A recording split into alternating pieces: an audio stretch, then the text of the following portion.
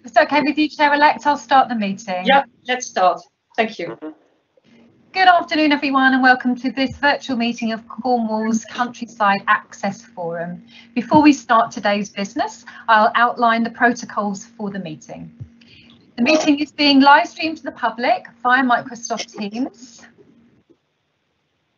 and is also being recorded. When members are speaking, they may choose to use their video. If the Council's live stream fails during the meeting and we cannot share the proceedings, I will adjourn the meeting so that the access can be restored. Can you hear me now? Yes. Yes, Mr. Wilson, we can hear you. Can you hear us? I can hear you. You can hear Stephen. Well, that's a huge success, Mr. Wilson. We're just outlining protocols for any public that may be watching. I'll just carry on. Hang on, Steve. Thank you for your help. Bye. If the Council's live stream fails during the meeting and we cannot share the proceedings, the meeting will be adjourned so that access can be restored. If the issue cannot be resolved, then the meeting will be halted and the remaining business will be concluded at a future date. If a member of the forum experiences a technical issue, we may well adjourn for a short period to try to re-establish their connection. As members want to speak, they should remember to put their microphones on. You can indicate that you want to speak by either raising your hand or placing an X in the chat box. When we get to any votes of the forum members today, we'll be taking those via roll call. I will be calling out members' names one by one and asking you to say whether or not you are for, against or abstaining from any recommendation that's in front of you. And so we just move on to the first item of business on our agenda today, which is the welcome and apologies for absence. And we've received apologies from Carol Wilson and from Jackie Merrick. And I'd just like to move on to the second item of business we have, which is election of chair for 2020 to 2021, sorry. Do I have any nominations for chairman? Do I say something, or is that for other people to say something? Well, I think Esther, we've been looking for one of your forum members to nominate you for chairman. Jim here. I'd like to nominate Esther, please. Thank you. That's Councillor Flashman from Cornwall Council has proposed Esther Kiboom for chair. Do we have a seconder? Yes, I'm more than happy to second that. And that's Mr. Nick Jeans has seconded that. So what I'll do is I'll go through the vote now and I'll call your names out one by one.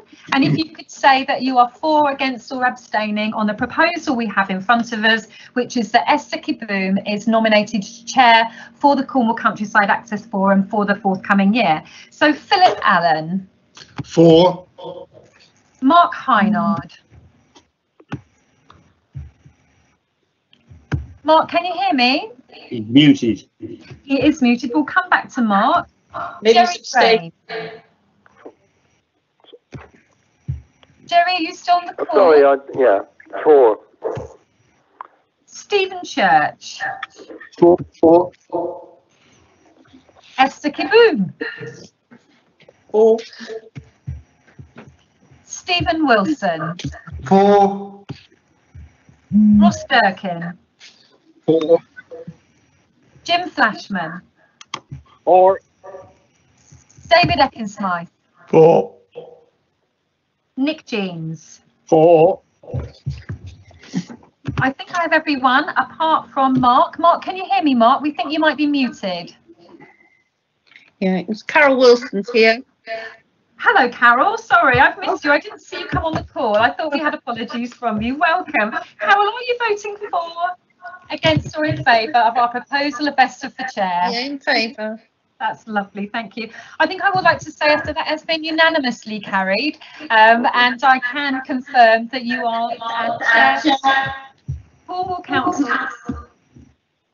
Countryside Access Forum for the year 2020 to 21. Thank you all.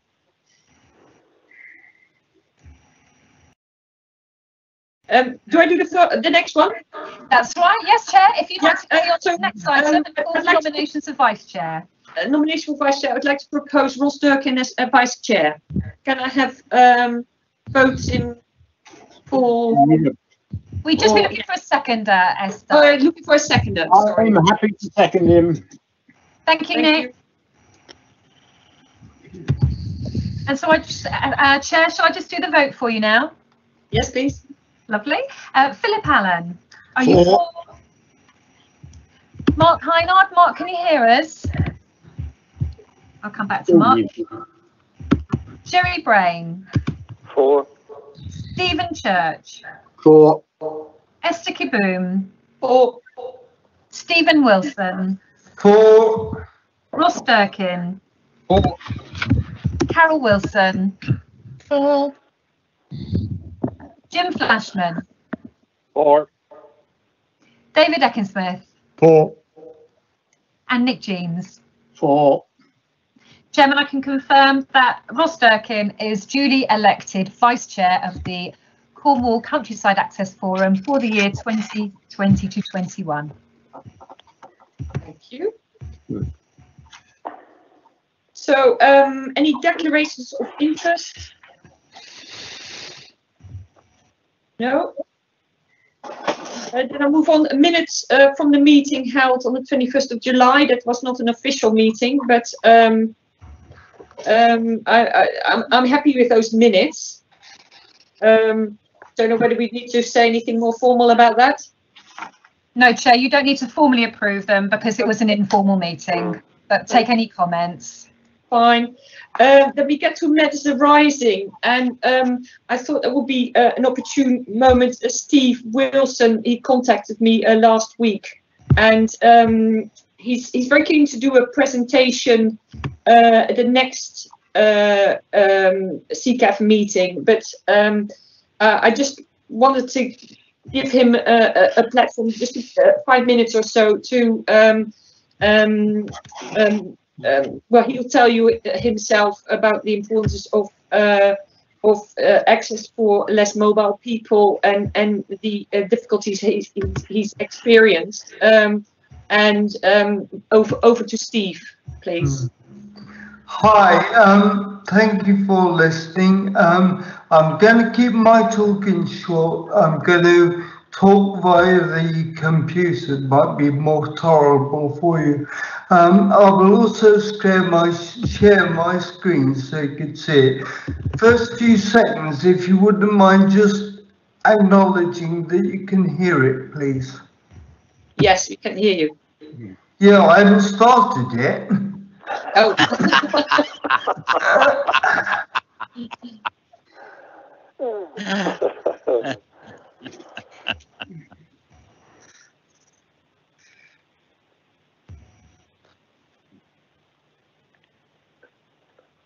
Consultation and access. For example, mineral tramways, clay trails, north cliffs. Can you see and hear that? Yes. See and hear. Sorry?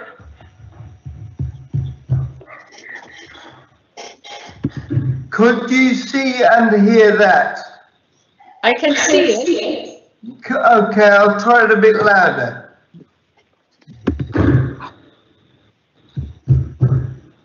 But like a number of centenary grounds.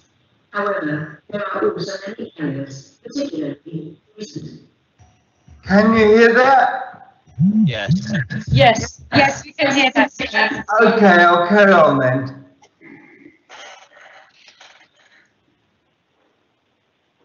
What?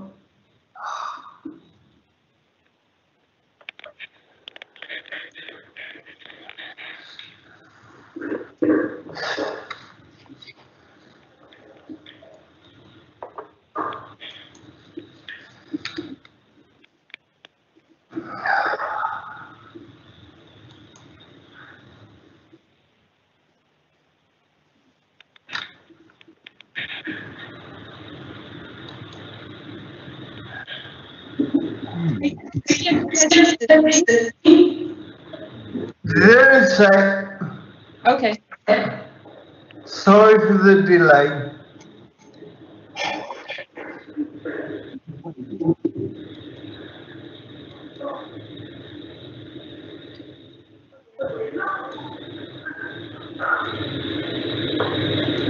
Long advanced text reader.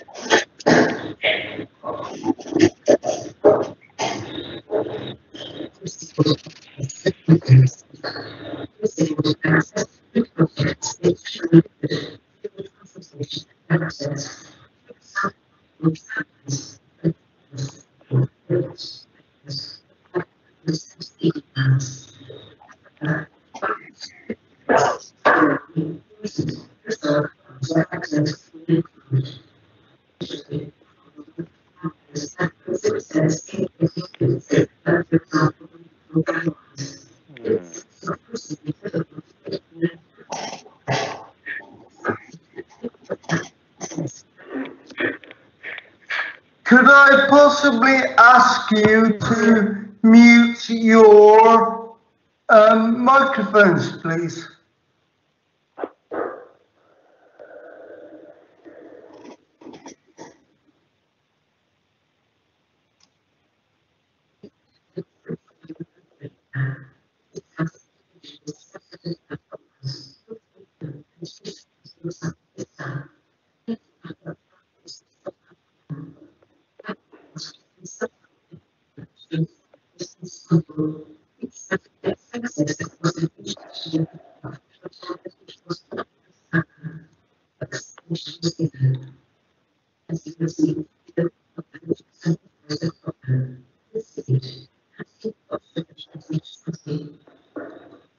I'm sorry, Steve. I think it's well said, but it's not working. Right, in what way? We can't hear. Right. And Can you this, just read it off the screen? we can read it off the screen if you keep it, or I can read it out. Do you want me to read it out? That's fine. Okay, carry on. Shall I read it from the email you sent me, because I can't see it otherwise? Oh, okay.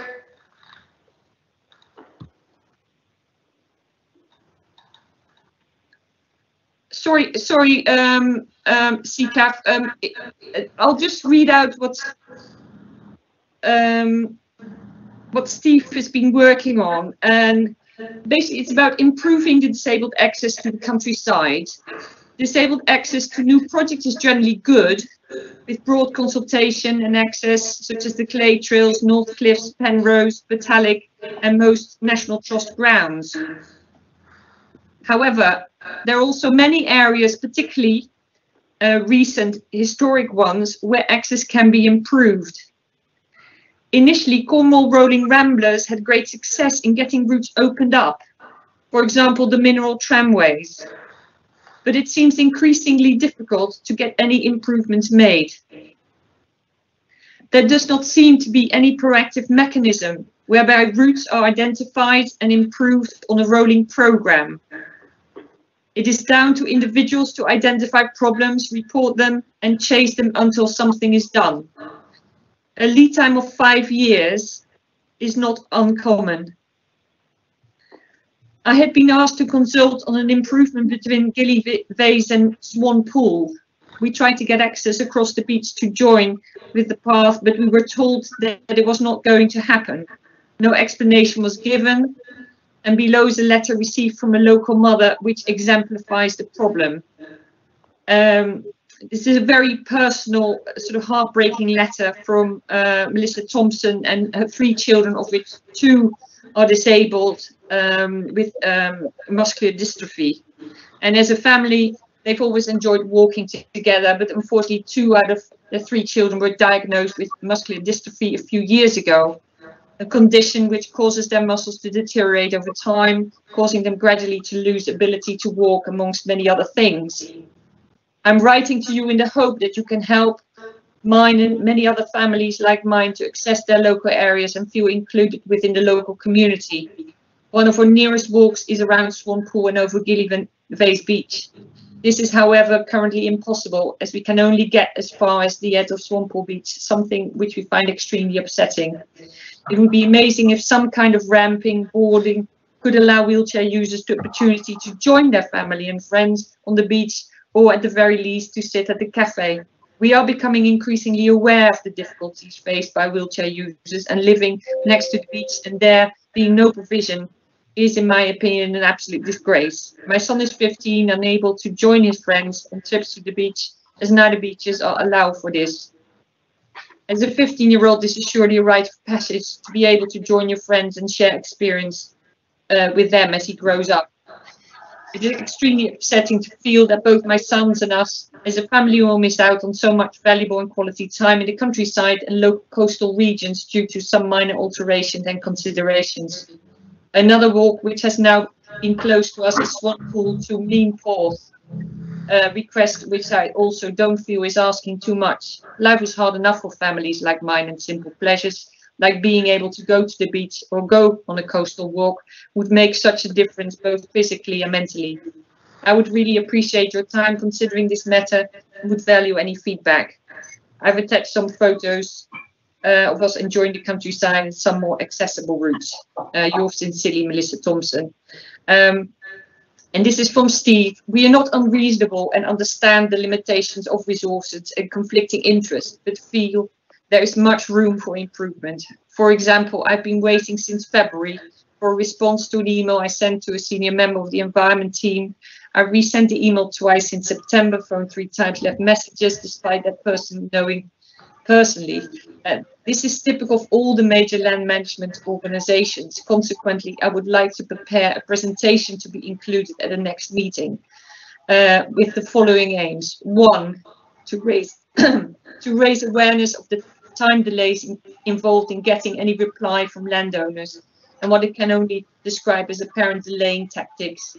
2, to get more coordinated, positive, proactive approach to improving access for all, particularly on existing routes. And to enable this, I would like a working group to be established. Steve, thank you very much for that contribution. I'm sorry that I had to read it out for you, but I think once we review the working groups today, I think we should discuss whether something like that could be set up, or whether we can include mobility for wheelchair users in all the groups that we already have set up, and for you to be part of that. And then also we've got Rob Andrew here as well, and it's not to put any finger of blame on anybody, but it's just how can we work together on making access for wheelchair users a bit more part of mainstream thinking, so more improvements can be made within the limited access of resources that we have. Is that okay, Steve? Yes, that's fine. Thank you very much. Yeah, there's quite a bit of resonance on the line, but I just wanted to share that with all the forum members. We've not been all together like this for quite a long time, and I just want to feel that everybody's included, feels included and part of CCAF, despite being all working from a distance. So thank you for listening to that. In terms of announcements, thank you for voting me in as chair and Ross as vice chair. I've been in touch with most of you, some of you on a one-to-one basis, some of you more as a working group. Well done for keeping things going where you can, despite the COVID-19 situation, which is impacting people many different ways. But we're quite determined to keep CCAF going in a virtual way, and I hope people can make an effort to continue to do that, because I think there will be no face-to-face meetings for at least till spring, if not summer next year, until there's a vaccine. So let's just make the most of what we can.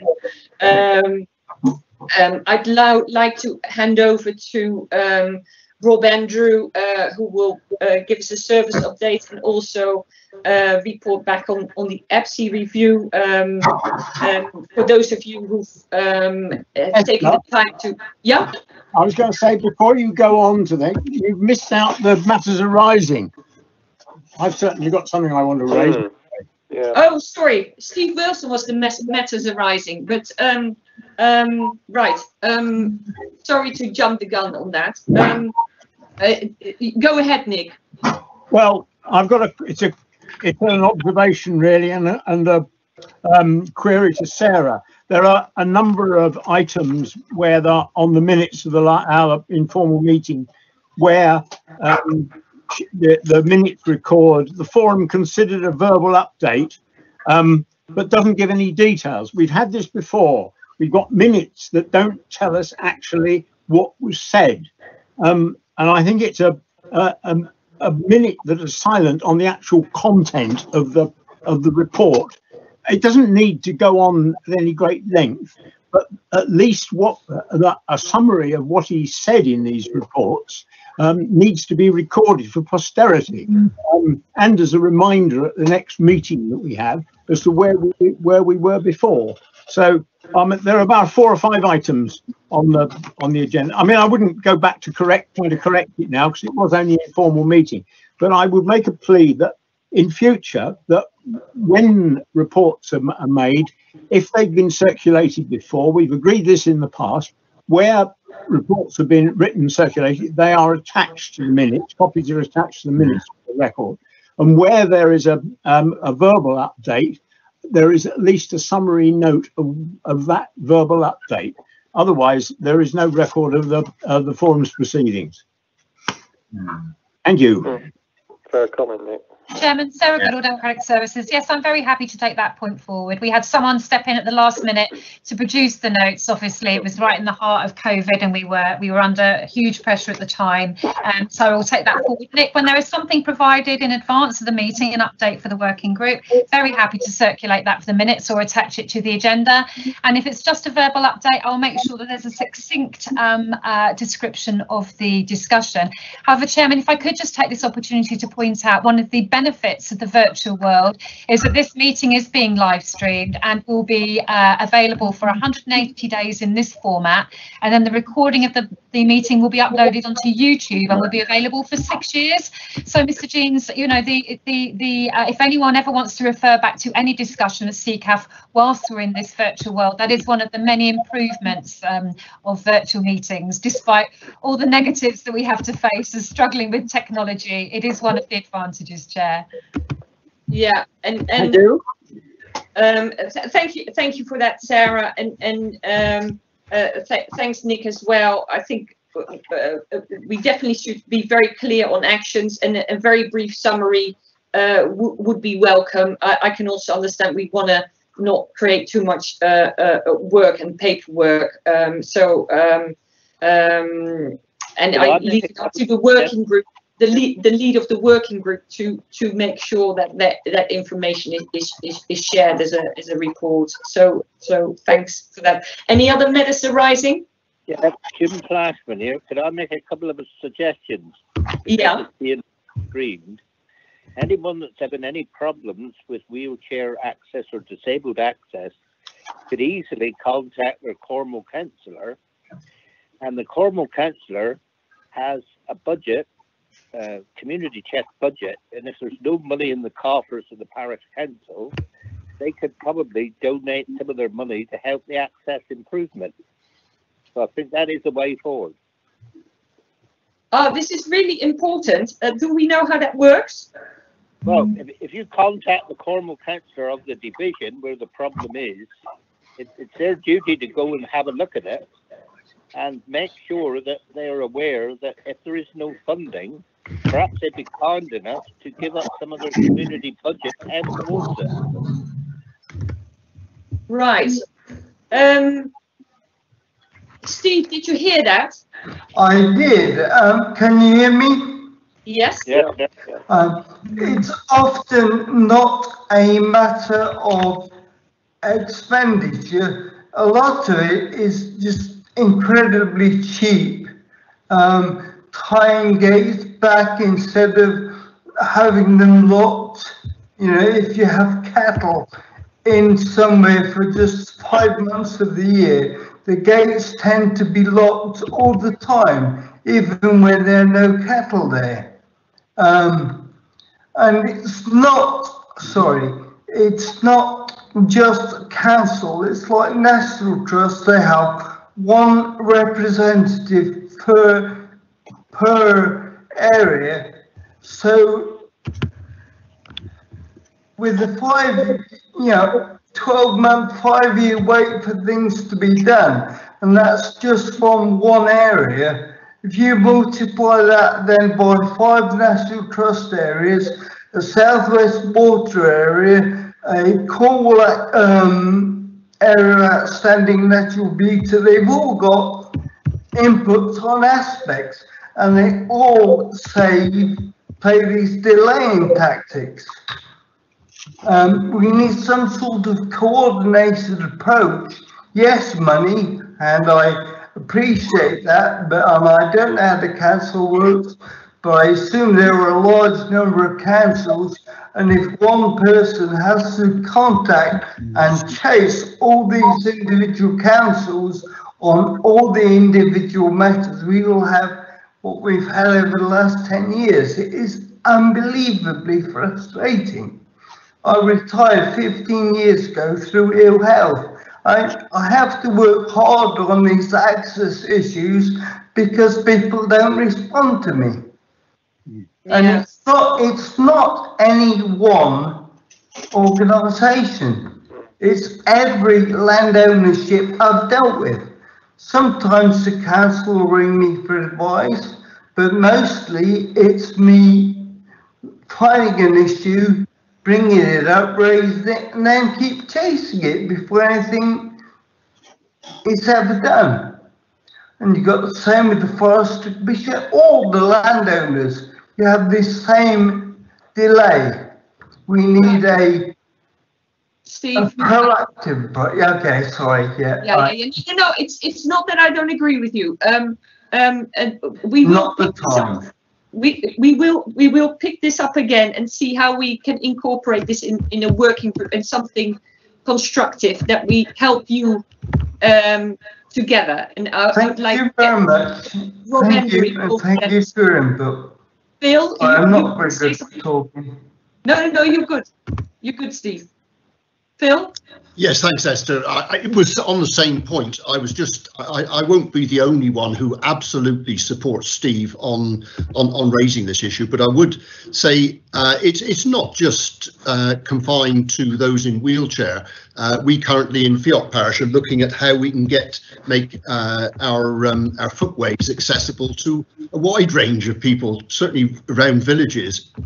In furtherance of the well-being agenda, and even young mums with buggies find a problem with many of our footways that are actually within the village, and certainly many of our footways right in and adjacent to the village have styles which older people find difficult. So it's just to support Steve, to broaden it out and say, there isn't really currently a proactive approach to making our areas accessible to all. I mean, obviously down at Gillenvays and Swampole, it's such a fabulous place that we would like everybody to be able to access it. But I'm sure that we'll discuss this at CCAF, and we do need to try and establish a more proactive way of ensuring that all everybody has equal access to the countryside. Thanks, Esther. Yeah. Carol, sorry. Carol? I was just going to say a similar thing. Obviously, with my Ramblers hat on, I know there's a few areas where there's been work done to provide both the possibility of leaving the ancient style, which has historic interest, but also providing an alternative that has disability access on some routes. Obviously, some are too narrow to allow that. So that seems to stop the either or agenda, but give some sort of compromise. And also, I just say that I'd be quite happy to support Steve on anything as a former occupational therapist. I've worked with a number of people, wheelchair users, so I'm quite happy if I could be of any assistance in in any group at all. I'd be happy to be part of that. Thank you. Thank you. Great. We'll come back to working groups later on. Is it okay if I now hand over to Rob Andrew? Okay. Yeah. Thanks, Esther. So welcome everybody. Thank you for inviting me along again. So I'm going to do two things. One is to sort of briefly give a very brief overview of the apps report, because everybody should have seen a copy of it now. So I'm not planning to go through that word by word, and then just say how we can use using that to inform the sort of shape of the service moving forward. So that's what I was going to do. So I think the final copy of the apps report went out with the minutes, I think end of last week or early this week, and so I'm assuming everybody has read it, but I will just briefly go through the sort of context and the sort of highlights of what that report identified. So this report was taken by APPS, which is a national body which are there ready to support people working on environmental services. They have a very good reputation. So they were commissioned, I think, in July last year to do this study, and they did it in the autumn last year. I wasn't in post then, so I wasn't involved, but certainly I think the review went very well. So they undertook that in October, November last year. The report was then sort of submitted to Cornwall Council for sort of agreement through various reasons, particularly me coming in post, but then particularly COVID-19, it never actually got finalised and never got circulated to members of CCAF, which was always the intention. So hopefully now that's been overcome. So you've all seen that, and that's where we are.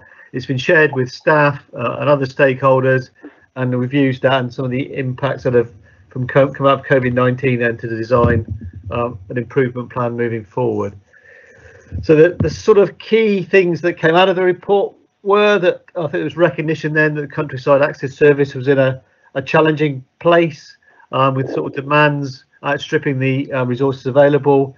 And that was demands really from two sources. One was the historical backlog in the definitive map modification orders, DMMOs, but certainly also the increasing workload coming from public path orders related to growth and development. And that was sort of not a conflict, but it was getting that right balance between the two.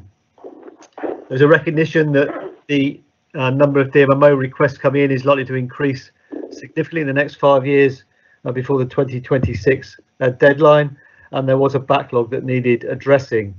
There's also some comments on the way we're organised, where the service sort of sits in three parts, two parts on the client side. So Mike Eastwood's team on the sort of the legislative process, maintenance sits with Don, and then some of the delivery and enforcement sits with Cormac. So there's a suggestion there that might be a way of realigning that to make the service more efficient. There was recognition that historically there'd been some sickness in the team and some other things, and there were some vacancies there. We advertised in January, just after I started, and we were unable even to make a shortlist, let alone recruit somebody. So there was a recognition there that perhaps the jobs were undervalued or not appealing or whatever. So we have done quite a lot to address that. There was recognition that there's been a big increase in the budget going into this year. So there's an extra nearly £200,000 went into the budget, the base budget moving forward, which was recognised by all as being very, very good. There was a need recognised there to look at the shape of the service and how it was set up. And then the last points were really around just looking at some of the processes, some of the legal processes we follow. Were they lean? Could they be improved upon? Question mark. And I think that was just that question mark there.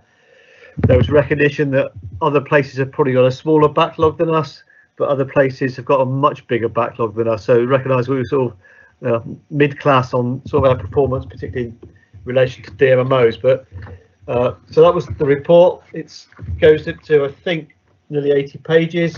A lot of analysis in there, but that certainly has helped us, helped me, helped Mike and others to sort of look at the shape of the service moving forward and try to identify what some of those priorities might be moving forward. So that's all I was going to say about the apps report. So I'm happy to take any questions, but hopefully most of it is fairly self-explanatory in the report. So I'll draw breath there a minute, and if there are any questions or whatever, I'd be more than happy to try and answer them.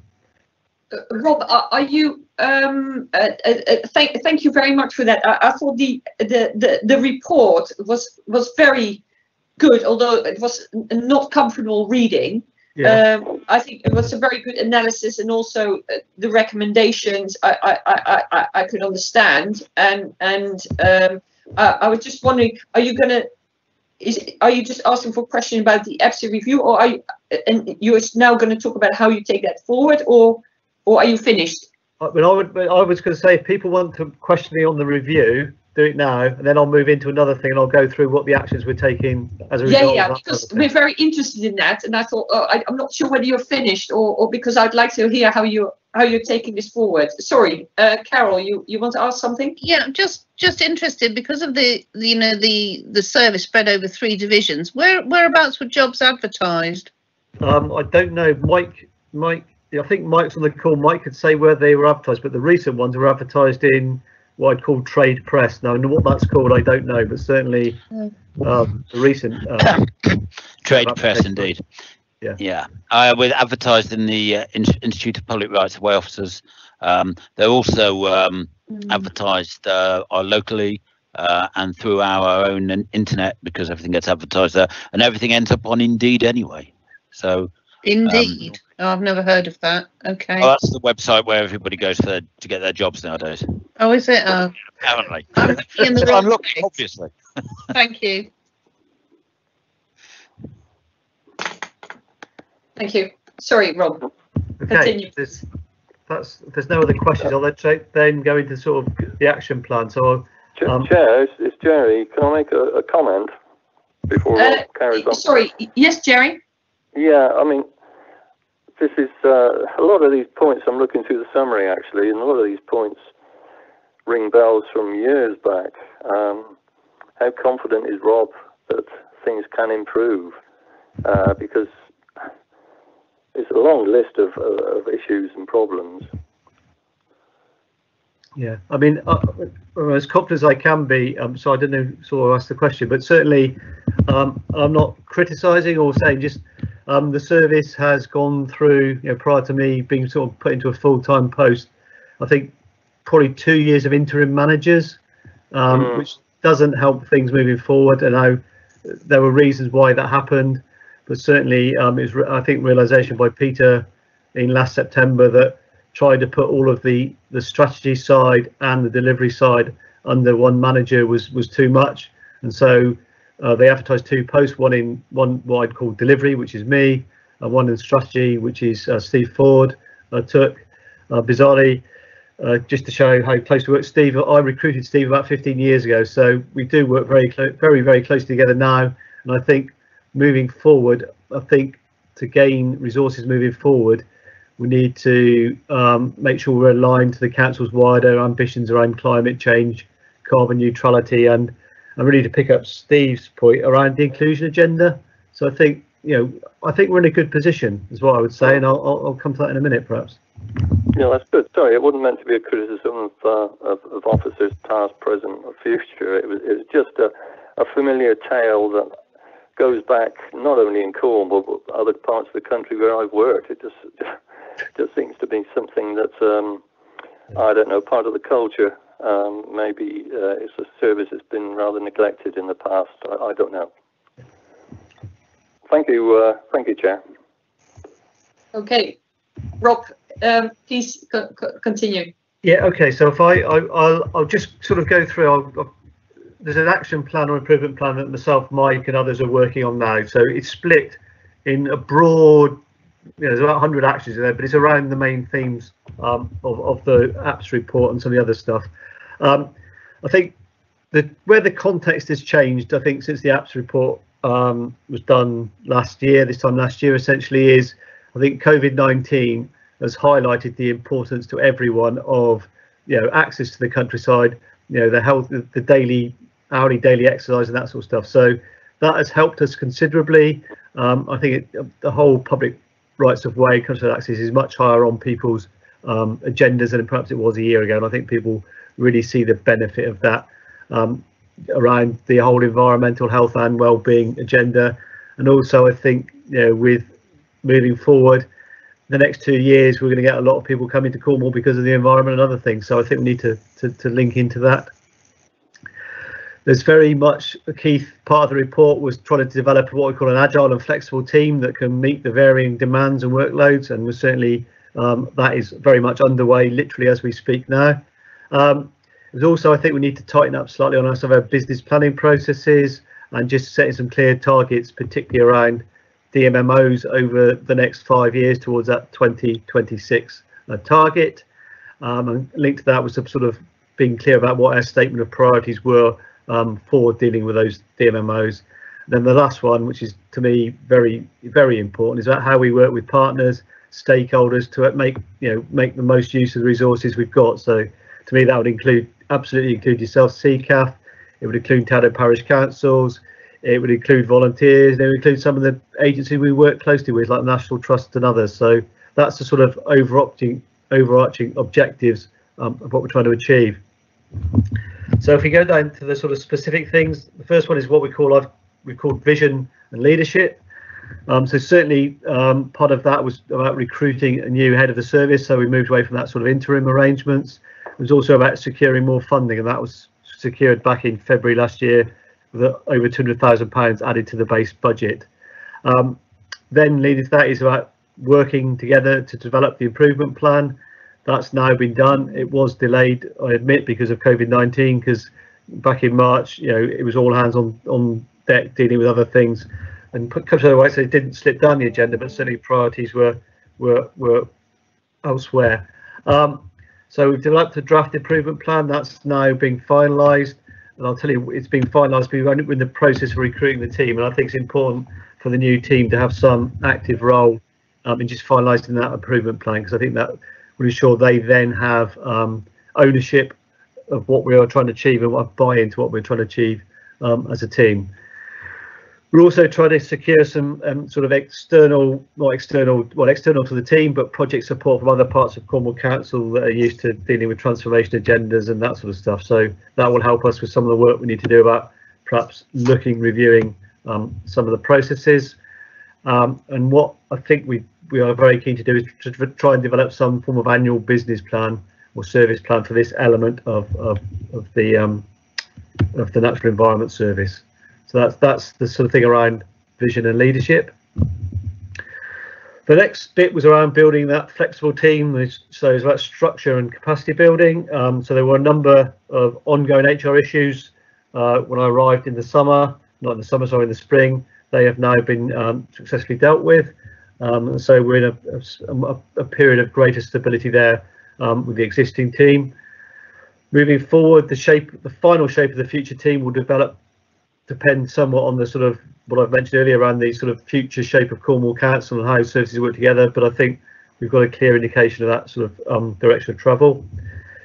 Reflecting on the fact we couldn't recruit back in January, we took a long hard look at the existing role profiles, so they're probably slightly undergraded. So I did some work with the HR colleagues, and so the profiles for what I call the DMMO officers, or I think as we call them now, natural environment records officers, so NEROs, is actually increased the salary level of that. So they've gone up to what is a grade I. So we've done that. We've also put in place a senior records officer role to oversee the work of the new DMMOs. So those jobs have been rewritten and reevaluated. They've all been advertised. We've appointed John Riles, who many of you may know as the senior record officer last week. We've since shortlisted for the new records officer's role, and Mike and John are interviewing for those later this week. So that really is, that should hopefully see us with 4 new people in the team within the next probably month to 6 weeks, because some people are there ready to start tomorrow. Others will have to give notice and transfer into the service. We're also doing some work just to look at some of the administrative support to the team. So that's sort of logging stuff and sending letters out, but also some of the work around GIS. So it's important we don't forget that. And then also to me, which is critical when everybody's in place, is how we build that new team with a sort of an ethos of flexibility, professionalism. That's easy to say, and in the normal conditions it would be quite easy when we can all meet together and do workshops and that sort of thing. In this new virtual world of ours, that's going to be a challenge. Certainly taking new people into an organisation when you can't physically meet is a real challenge. So there's a lot of work we'll need to do there as and when we recruit new people if they're coming in to Cornwall Council from outside. We're also keen that we put a proper training package in place for these people. That there's some sort of, they can see some idea of career development and succession planning in the team. And then it may be, which I don't, and it's a very much a maybe, if there is some very routine work that we could consider some outsourcing of that. I think that'll be a last resort, but if there is stuff where we've got a peak in fairly routine work and try to recruit people for a short-term peak, it may be better to try and outsource that. But I think that's not the preferred option, but it's something we may just look to build a contract there that we could call upon as and when we need to. That's structured capacity building. The next bit is what I call stakeholder engagement and communications, and you are CCAF are at the first thing in that. So that's about reviewing the remit. I know you've had some struggles in membership and being quorate, so that's later on the agenda. So hopefully that's in order. We can find a way forward. But to me and Mike and others moving forward, you are CCAF an absolute part of our plans moving forward. Is to support us, to be our critical friends, to cajole us, or whatever. But yeah, I see it's absolutely important relationship moving forward. And then one of the other ones I think we just need to tidy up is that relationship between ourselves and planning, particularly when it comes to these sort of major developments that can have a big impact on our workload. Yeah. The next bit is around some of the process, so I won't go through this because it's just looking at all the processes. So it's the DMMO process, the PPO process. Also within the service, we've got the Common Land and Village Green. It's looking at those processes, see how we can make them as lean as possible, but with that still that desire to try to avoid getting objections to anything, because once we get an objection to any one of these, we all know it disappears to the Secretary of State and be gone for probably a year in the current state of play. There are some practical difficulties we have to deal with. So with very few of our offices open, it's about how we can advertise plans locally and still not being sort of in breach of the legislation, which is unfortunately 40 years old now. So the 1980s Highways Act, computers only just been talked about then, let alone the wider use of social media and all that we do nowadays. And the last section is more then around how we enhance the network. So there it's around doing some work with Cormac. So rather than have lots of small defects that we just repair one by one, we try and bring some of those things together so we can actually come up with a capital scheme to do a whole footpath, which I think is a more effective and efficient way of delivering some of those improvements and enhancements. We probably need to do some work around the enforcement process to make sure that works well, and we concentrate our enforcement efforts on the areas where we're making the greatest impact. Continue to attract external funding. So Donald's doing quite a lot of work around getting funding down to support the Southwest Coast Path. So we're doing that. But I think also moving forward, there will be other funding sources linked to that sort of healthy, active lifestyle and the social well-being. So we need to be very much attuned to that. As we spoke about as a group or a small subgroup about 4 weeks ago, was it? Was some work to support us to get more buy-in to the local maintenance partnership, the LMP. So that work's progressing very well with Ross and Don working very closely on that. Literally, I've just come from a meeting with Cornwall Wildlife Trust and Volunteer Cornwall about how we can try and increase the process to utilise volunteers, and that's very much from the sort of what I call the organised volunteers to the more spontaneous volunteers that just feel they want to do something good for the local community for a couple of hours. So it's how we can build capacity there in a way that doesn't distract people by having to fill out hundreds of forms and sign their life away the minute they come to help us. And then there's some work there also around just trying finally to promote and record some of the biodiversity that exists on the public right-of-way network, so we don't damage it in our future operations, and if we can, we try to enhance it. So apologies, that's a lot of words, a lot of running through, but it hopefully gives some shape about there's a project with probably 9 different areas, activities. When John, Mike will be key to that, and when John sort of takes up his post full time, he will help us develop some of those processes to take this forward. So that's where we are. More than happy to take any questions on that. We'll probably be producing a brief summary of that, because I don't want to share the whole thing, because it's about 100 different activities that go to about 20 pages. So, but we will try and produce a resume of what our key targets are moving forward. So, thanks to you all. Thank you. Open to questions. Yeah. Thanks, Rob. I see Steve's got a question. Yes. First of all, Andrew, I apologise for my tone of voice. And the longer I talk, the quicker I talk, and it sounds horrible.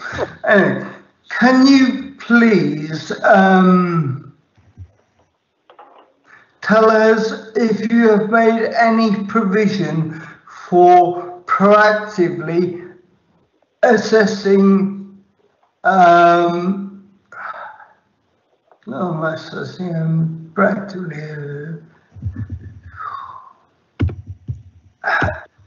assess or improving disabled access? There seems to be a lot of work on new paths. The new multi-booth trails are all fantastically accessible, but the old network, where there are miles and miles and miles of track that could be made available with minimum of input, what provision do you have for identifying that and gradually improving it, please? Yeah.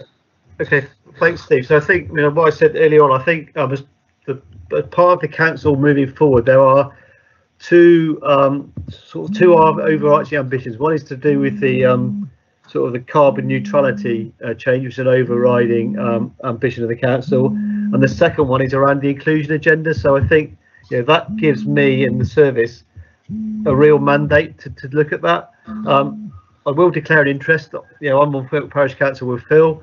I think the work that Filton Parish Council are doing that around getting an accessible network of paths in and around the villages and the main urban centres is probably where we can get the biggest bang for our bucks on taking this forward. I think working with partners like the National Trust and others, it's then how we can improve access to some of our wonderful parts of our landscape and some of those great features we've got across Cornwall. So I think it's a multifaceted approach. I certainly think we've done some work, I think, at Fistral Beach in Newquay recently, where we've used some Section 106 monies to improve the access there. And I think moving forward, there will be more funding for what we call multi-use trails, which hopefully by default are available for all people to use. But again, that's sometimes horses for courses. But certainly, there's the Saints Trail in North Cornwall, which is, well, not Mid Cornwall, is moving forward. There's some work around trails down in South East Cornwall that is progressing well. So I think it's no one answer, Steve, but it's about just raising this in people's raising people's awareness about it, so when we do make some improvements, we can make them as accessible as we can, bearing in mind that some parts of the network, it's almost impossible, but we will try our best to do that. Newquay in particular was one that we were consulted on and involved on, and you've done a good job up there, I believe, although because of COVID I haven't got up there. They're also doing work on getting up to the Hewers Hut there. Okay, yeah. So there is progress, but there are lots of little things that could be done for very little money. Yeah, I think that's where we need, by hopefully changing our the way we spend money, that rather than just rushing out to repair every pothole every time we get it, we group defects together in there where we can then capitalise it, and actually as part of that we can then probably do more enhancements than just purely reacting to every defect as and when we get it. It's going to take time to get there, but I'm keen that we develop for the whole service, not just this part of the service, a 10-year asset management plan, which can bring some of those enhancements into it. I did ask Rachel to get this identification of needed improvements put in your strategy, but that was years ago. That fell down, by the way. Don't know if it's included now or not. Yeah, I mean, hopefully, Steve, it's there's talk amongst the council on whether we will ever get there, of moving away from sort of a capital programme that's 3 years to a 10-year capital programme. If we get to a 10-year capital programme, then we can, I think, push some of these more ambitious projects forward. Sorry to take up your time, but can I contact you privately on that rather than take up everybody's time? Yeah, of course, Steve. No problem at all. My email will be in the invite thing. No problem at all. Thank you very much. We'll take up everybody's time. Thank you. All right, Steve. Thank you. Nick? Yes, thank you. Rob, I've got 2 questions for you. First of all, in the apps review, there's a reference there, a quite strong point they were making about the sort of tripartite approach to countryside access you've got with 3 different different bodies dealing with it.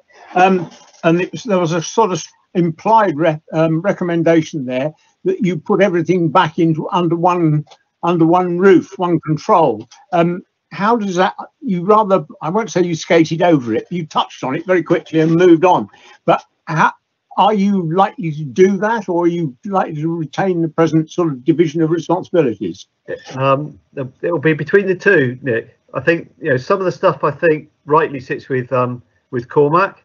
And I think there'll be some joining up on what I call the client side. So Mike and Dom's team, there'll be some joining up there on the client side. But I think to put them all into one place, I think you need that separation between the client and the service provider, to use clumsy language. But I think you probably need what you know what I mean there. Yeah. The other thing I was going to ask about, there was something that was missing from the apps review. 2 or 3 years ago, we spent a lot of time in the forum listening to officers from the council talking about the asset survey and how this was going on from year to year, and how much the amount of work that was being done and how it was going to affect the way particularly that Cormac worked. There's no mention there whatsoever that I could see in the apps review of the asset survey and the people who were doing it. How does that fit now? Okay, so right. It's in the action plan. They may not be. So this goes back a long time. So if Michael, correct me if I'm wrong, because he will. There is a system I think called CAMS, which is a countryside access management system, by the acronym, which I think we used to have. We don't have anymore. We've historically used something called WDM, which is a system that is very much a highways-based system that has developed. It probably hadn't taken a full account of some of the countryside access requirements, but certainly we've made some provisions this year. We've moved that forward. It's not 100% fit for purpose for this, but I think at some point when we've got some stability, we need to review that, whether WDM is going to provide us everything we need, or whether we do look at CAMS or something else.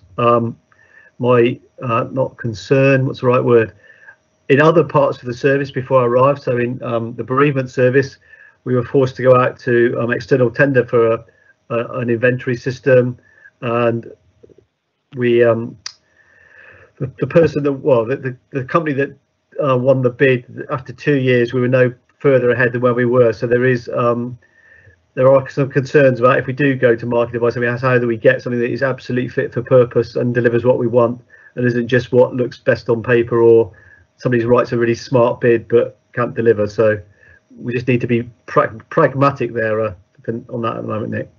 That survey work continues, doesn't it, on a day-to-day, year-to-year basis?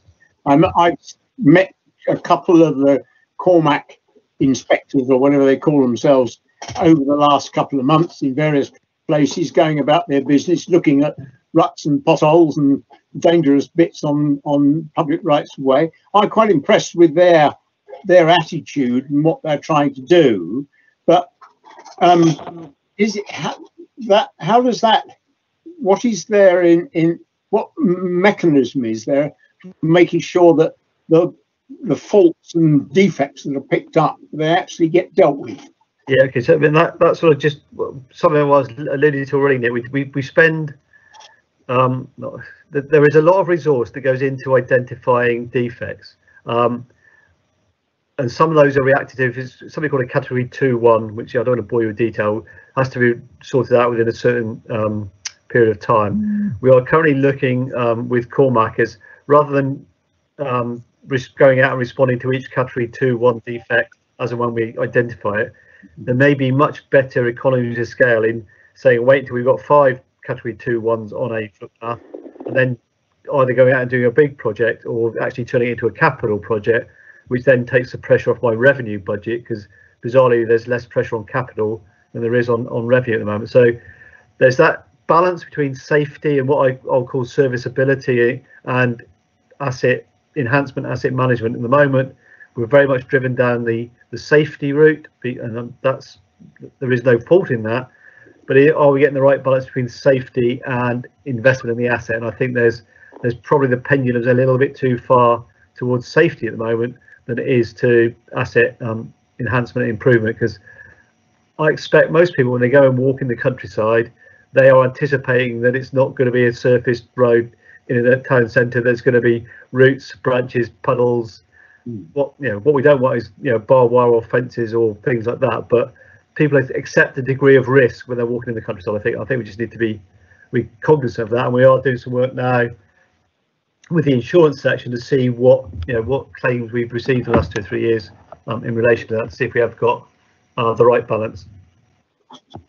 Thanks. Phil, you had a question as well. Well, yes, just to support what Robert said, I mean, no surprise when I say I think there's a huge capacity for some support from local councils for all that's being done, and that's starting, to have an effect, I believe, over initiatives that have happened over the last year or so. And in terms of volunteers as well, I mean, we've been astonished in FIOC when we asked for volunteers on the COVID. We've got over 130 volunteers helping to deal with the issues of the COVID, and I think there's a great, possibly untapped resource there that we need to look into. But obviously, it's a little bit too edged, and when we've discussed this, Ross and yourself and I. What we don't want to do is to create more, as it were, problems for the team. When you get people involved, sometimes they want to lead one in the directions that create more work than actually save work, and we do understand that, and we need to, in looking for assistance from the parishes and town councils, have some degree of sort of confining expectations to say, well, not everything, once you get involved, we can't improve everything all at one go. But I think we're working on the route of getting assistance practically and even financially for what's being looked at on footpaths, trails, and right across the board. And I think that's very positive. That's a new way that we can help the whole system. Thanks. Rob, can I ask a question? Maybe it's a very stupid question.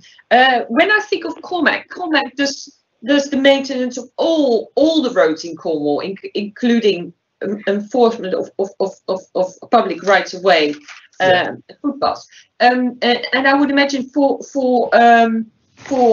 all the motorways, there's a huge budget, and then for what they do for you, it's probably a very small budget.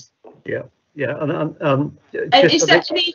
What levers do we have to pull to have a bit of a shift from that very big everybody in their car budget to Is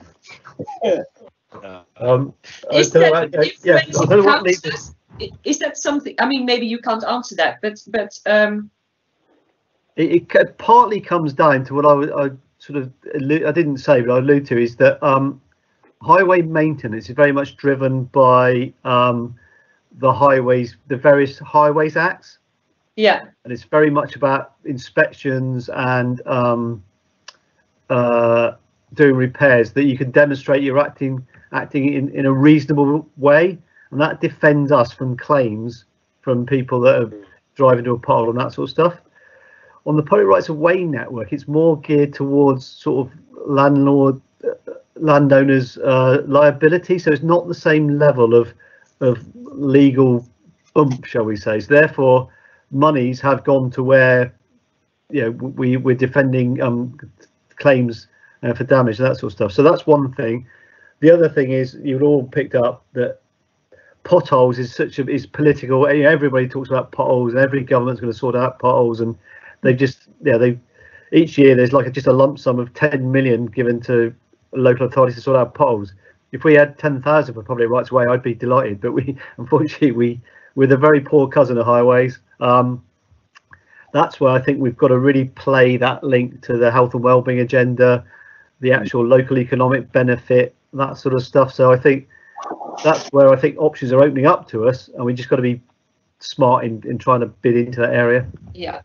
So that is the elected members who decide priorities. Yeah, is that right? Yeah, but I think there's recognition. It's before my time. Somebody lobbied very well because we had £200,000 extra in this year's budget for the definitive map work. So yeah. No, that's good. No, thank you. I know there's a few more questions. Ross, you had a question? It's just to make an observation that with the oh, sorry, hang on. Yeah, so you can hear me. Yeah. Just with Rob's plan going forward, that the feeling I'm getting from the LMP discussions we've been having is that the more attention can be paid sort of locally, and the more power can be devolved to local councils and the various volunteer groups, the better that is. And I appreciate the need to have central CAMs and goodness knows whatever systems for the management from the top down side, but I think looking at a sort of bottoms up point of view, the more you can get power out to local councils and local volunteer groups, the more they can actually tackle the issues which are important to them, rather than having to wait for something sort of major to be implemented. And I think if you were looking for a bang for bucks, the more you can do locally, the better. Yeah, I totally agree, Ross. I think we're better off as an enabler than a doer. We get much better money by enabling others than doing it all ourselves. Yeah, I couldn't agree more. Yeah, Steve Wilson, are you having a new hand up, or is that from a previous time? Sorry, Steve Wilson. Sorry, I was muted. No, I don't have my hand up as far as I know. Okay. Sorry. Yeah, no, that's okay. I could talk for hours, but I won't take up your time. Thank you. Thank you. Shall we move on then to the CCAF membership review? I know I'm a bit conscious of time, but we can probably whiz through some of the working group works. The next one is very important. We'll have to vote on that. So over to Sarah, please. Yes, Chairman, and thank you for letting me present this report.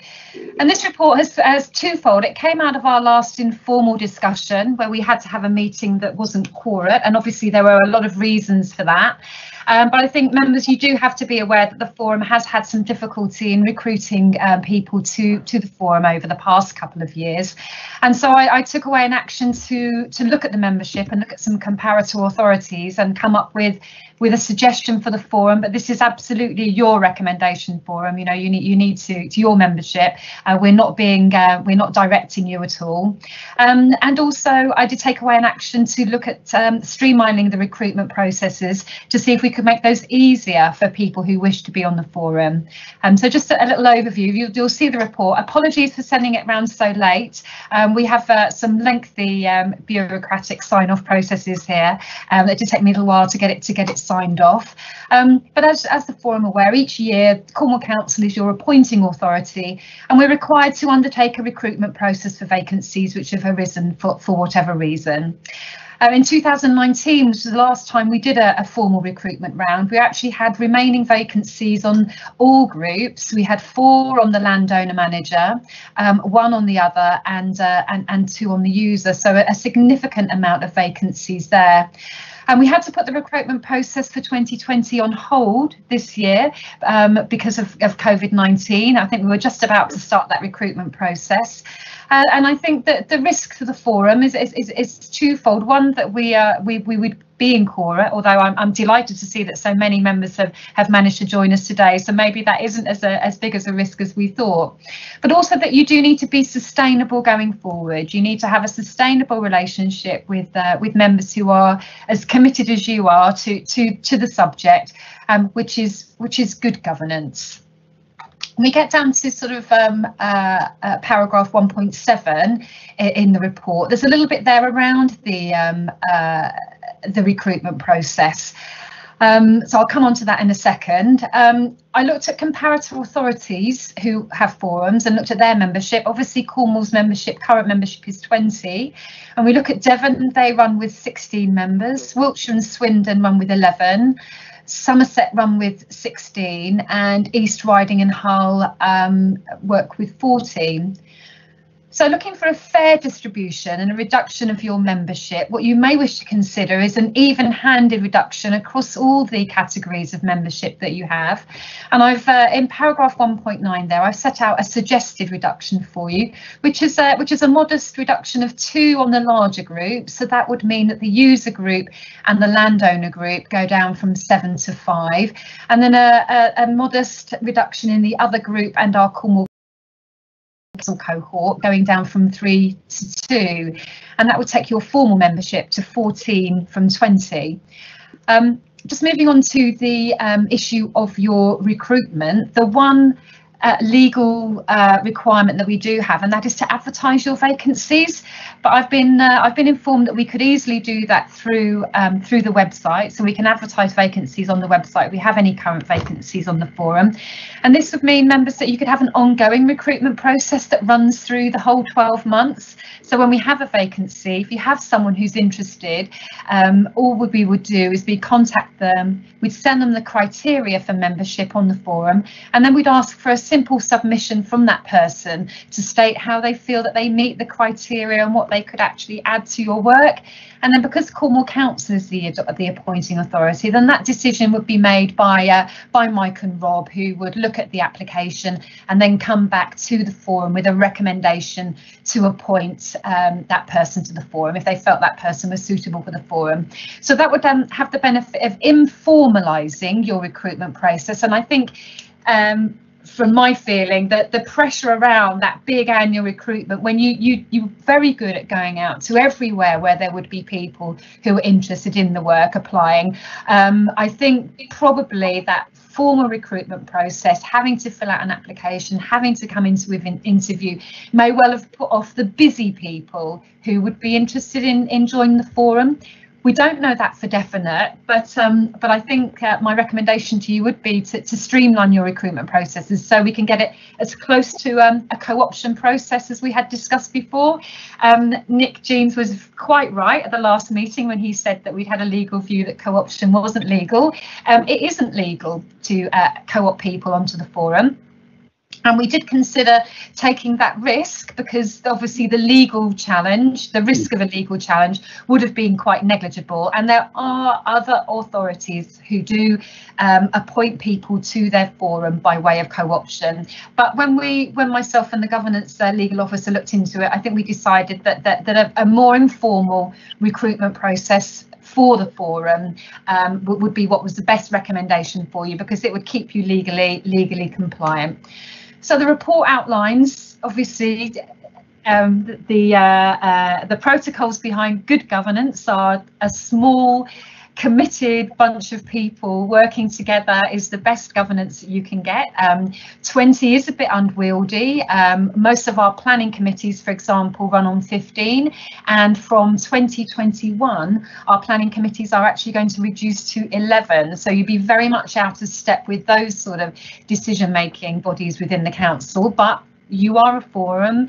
It's you know, I think the monitoring officer and the governance lawyer very much just think it's up to you to decide how big you want to be. But you know, carrying vacancies isn't good practice for a forum. So hopefully I've spelt out everything there, and I'm ready to answer any questions that you might have, Chair. Yep. It looks like Nick is ready for a question. Yeah, yes, Nick. Having read, yeah, Sarah, having read your paper through a couple of times, I welcome it. I think it's jolly good. It sets things out quite clearly. I really do welcome the suggestions you've made for varying the appointment system. If you can have what is virtually a continuous sort of updating of our membership as people come available, that would really be good. It obviates that any question of us wanting to co-opt people, and it does mean that if you miss there's no question of us missing the boat once a year, and as you say, it is quite a formal sort of process that we've had in the past, almost as bad as taking exams, you know. So yeah, I think that's a jolly good thing. What I disagree with you is over the membership, and I'll set out why. But first of all, just outline why I think, and I've been involved in the appointments business over a number of years as in the past as chairman. One of the problems has been that the forum has, I don't say been totally ignored by the council, but lip service has been paid to our existence, but we found it very difficult to have any influence. And I can point out there 3 representatives particularly, somebody from the, or 3 former members, all resigned because of the apparent failure of the forum to make any impression. Somebody from the landowner representative for the NFU stuck it out for a year and gave up. He said it was a waste of time. One of the Ramblers rights of way officers for Cornwall, having sat it out for 5 years, decided there were better things he could do with his time rather than waste with meetings at the forum. And it's very similar when the West Cornwall BHS representative resigned because he felt that no notice was being taken of what the forum did. I think it is most important that the council do not only listen to what we're saying, but they demonstrate that they're listening, so that we appear to be making progress and making a difference. That said, the way the forum works most effectively is not through its formal meetings like this today, although I welcome it and it's jolly good everybody's turned up. The real donkey work that we do has been done through our working groups. We've got at least 5 working groups, and those 5 working groups, the people at the moment, there are only 6 people who do all the work. And I think what we do need is a full membership.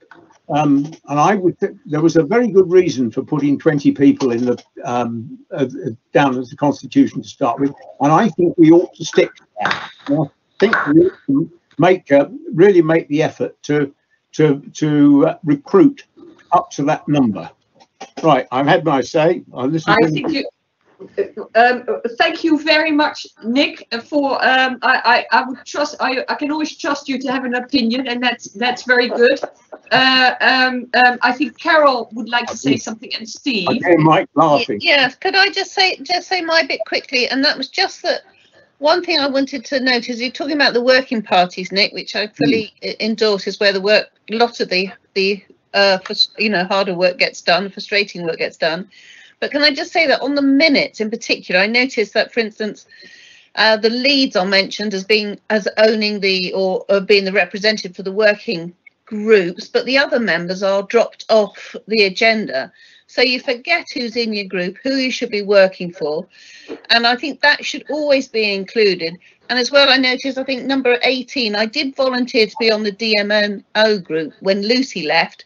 And yet again, I'm still not on there as leading that group. I know I haven't got any members, but I am doing work on it. So there's something about keeping that, because that's where we all know who to contact. And also, perhaps, you know, sometimes we need to be reminded of our backgrounds, because I know, you know, like Nick mentioned Robert Fraser leaving, but I am a Rambler, but I'm actually another member, not a Ramblers member, but I am a Rights of Way officer for the Ramblers. So sometimes knowing our individual different hats, I think, is really useful, and perhaps that's something that we don't necessarily know when we get new members join. Yeah, and maybe we should do have a little bio of everybody. Yeah, I think that's really useful. We can put that on the website, no? I think it's really useful.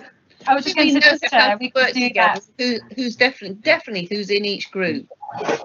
Yeah. And what I was also going to suggest, Chair, is that we keep an updated list of the working groups and the membership that gets circulated with every agenda. And I'd be quite happy to ensure that that was kept up to date and circulated with the agenda. Can I just come back to a point that Nick made, actually, about the membership and the comments he made about the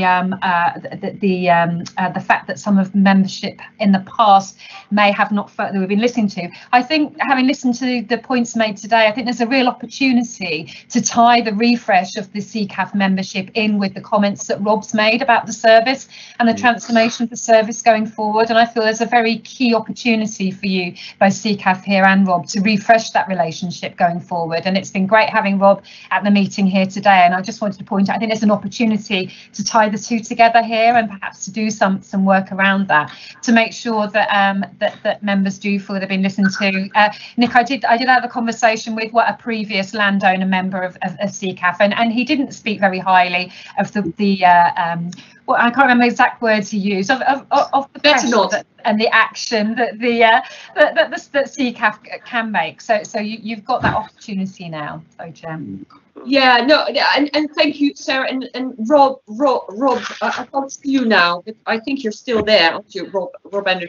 I think we've already started that refreshing of the relationship, albeit from a virtual distance, by working more closely together, and I've got a lot of confidence in progressing that further, and I feel very reassured also by Rob's view of the service, how he's taking it forward. So I feel very positive about that, and I'm always one to look forward, not back. But let me hear, Steve. I haven't heard you yet, and you always say, the moment you open your mouth, I know that there's something to listen to. So very, very kind.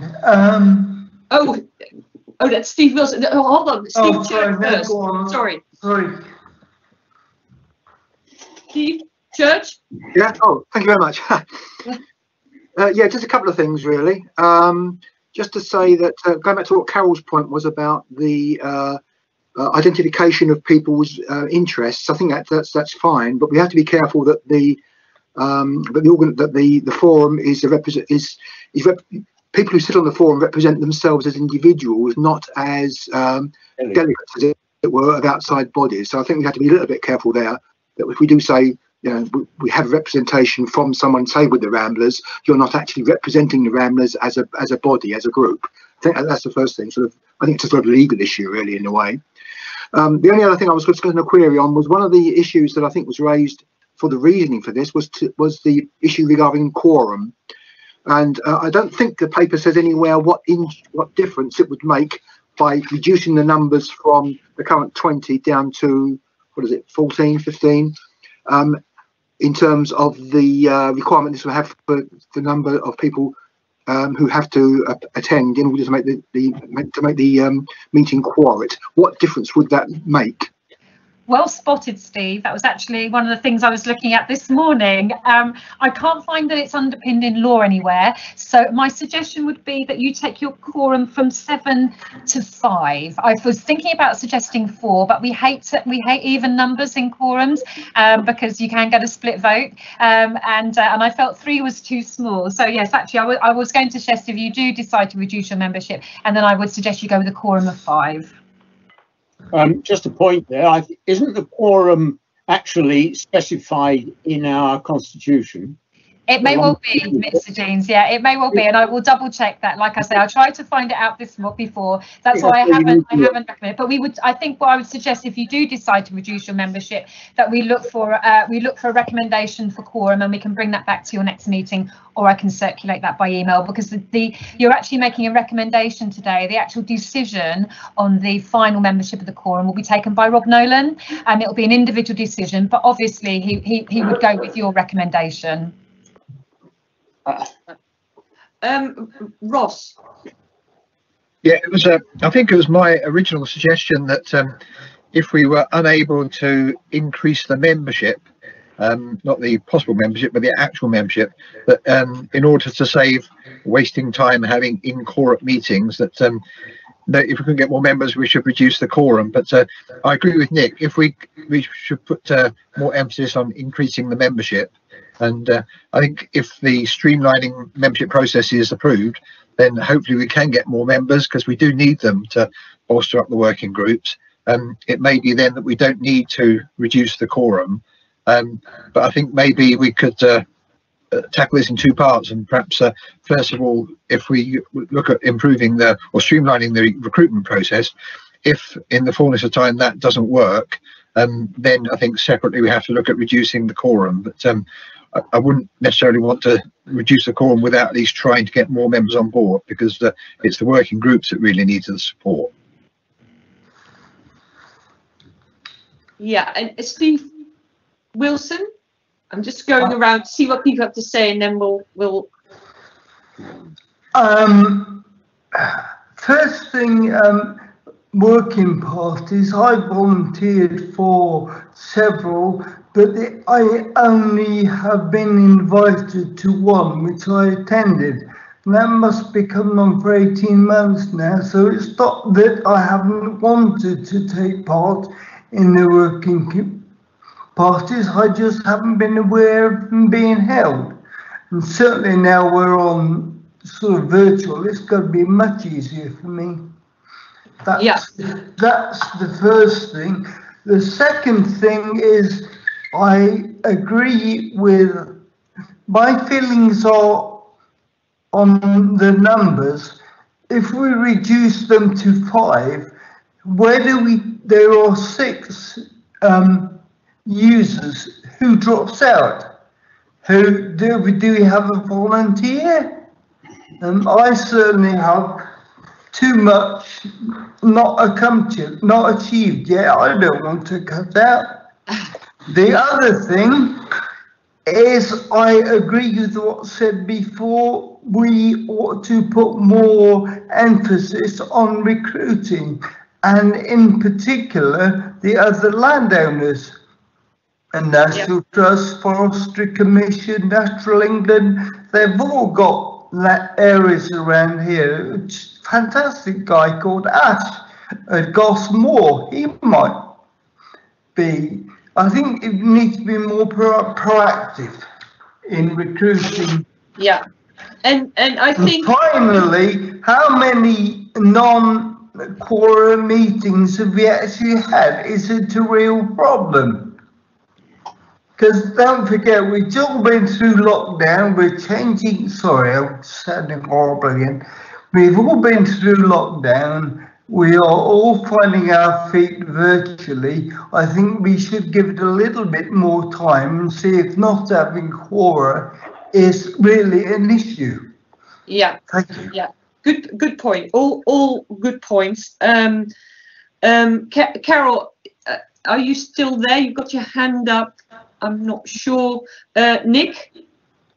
I was just going to say that I'm not absolutely certain But changes in the constitution, whether it's the number or the quorum or anything else for that matter, I think that is a matter for us, for the forum to decide, and not for the council to decide, provided that any changes that we approve are in accordance with the provisions of the Crow Act. Because the forum is not a Countryside Access Forum is not part of the Cornwall Council, and it is not a body or whatever of the council. Yeah, no, that's clear. Yeah. Yes. I think the issue here, Chair, is about the appointing authority. So obviously the matters of the Constitution are set out, but because Cornwall Council is the appointing authority, any issues around the number of the membership will need, for our benefit, an executive decision. Chair, I don't know if you want me to come back now on what the members have said with a proposal for you. Yes. Well, members, I think having listened to you today, it's always very difficult to get anybody to decide to reduce their membership. And as you pointed out, it would, as Steve did point out, it would leave us with the fact that we would have one additional person in the user group. So we would have to look to do some creative accounting to make sure that person could stay on the forum, or sadly we'll be looking to lose one of the user groups. So I absolutely take that. We're definitely not going to lose somebody. No. Absolutely, Chair. We'll make sure they don't want to be anymore, but yes. I think as long as members understand that it's your forum and you own your vacancies, and whilst on the authority side we can do what we can do with this streamlined appointing process, and we will advertise the vacancy on the website for you, I think you have a job to get out there and to make people aware of these vacancies. I'll get together with Mike and Rob and we'll work up some words that can go onto the front page of the CCAF website, and we'll send members the link that you can send around. And absolutely, Steve is right. You have actually only had one in-quorum meeting, but I was very fearful that this one was going to be as well. So if we'd had two in a row, it would have been more of a problem. So you may wish, Chair, to agree to streamline the recruitment processes, but then to put your membership on hold and review that again at the next meeting. And I've definitely taken on board about the issue of the working groups, and we'll try and make sure that the communication around those is greater for the membership. Yeah, personally, as a chair, personally, I wouldn't mind having I wouldn't necessarily want to go for 22 people. I think that's too big a group to manage, and I think yes, the work's done by the working groups, but people could be in the working groups who are actually not on the forum, couldn't they? No. They couldn't lead a working group. It could not be sort of be part of a working group in the same way we work with lots of people outside the CCAF as part of our working group work. You see what I mean?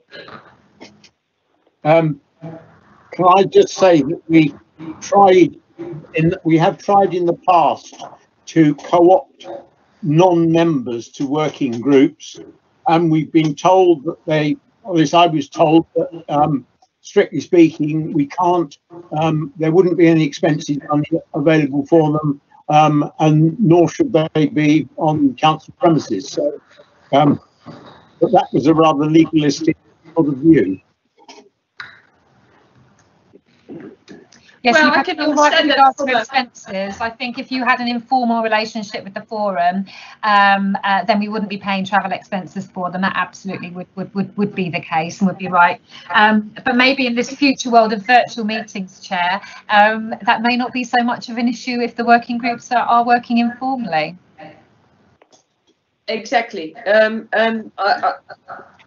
Personally, I think it's a bit of an old-fashioned way of thinking that we can only think about the travel expenses. There's lots of ways of working together, and to me personally, I'm not looking to have 22 people to share. I think that the meetings become very unwieldy, and it's also, you try to keep base with people and keep in touch with them. 22 people is a lot of people.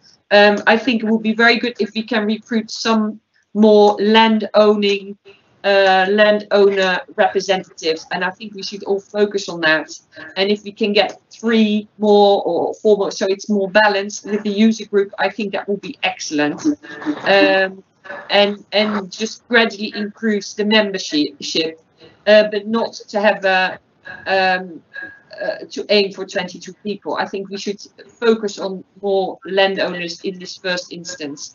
And then if there's people on the forum now that say, I want to step down or something, then of course, then at the end of the year, we will need to know that, whether there will be any more vacancies.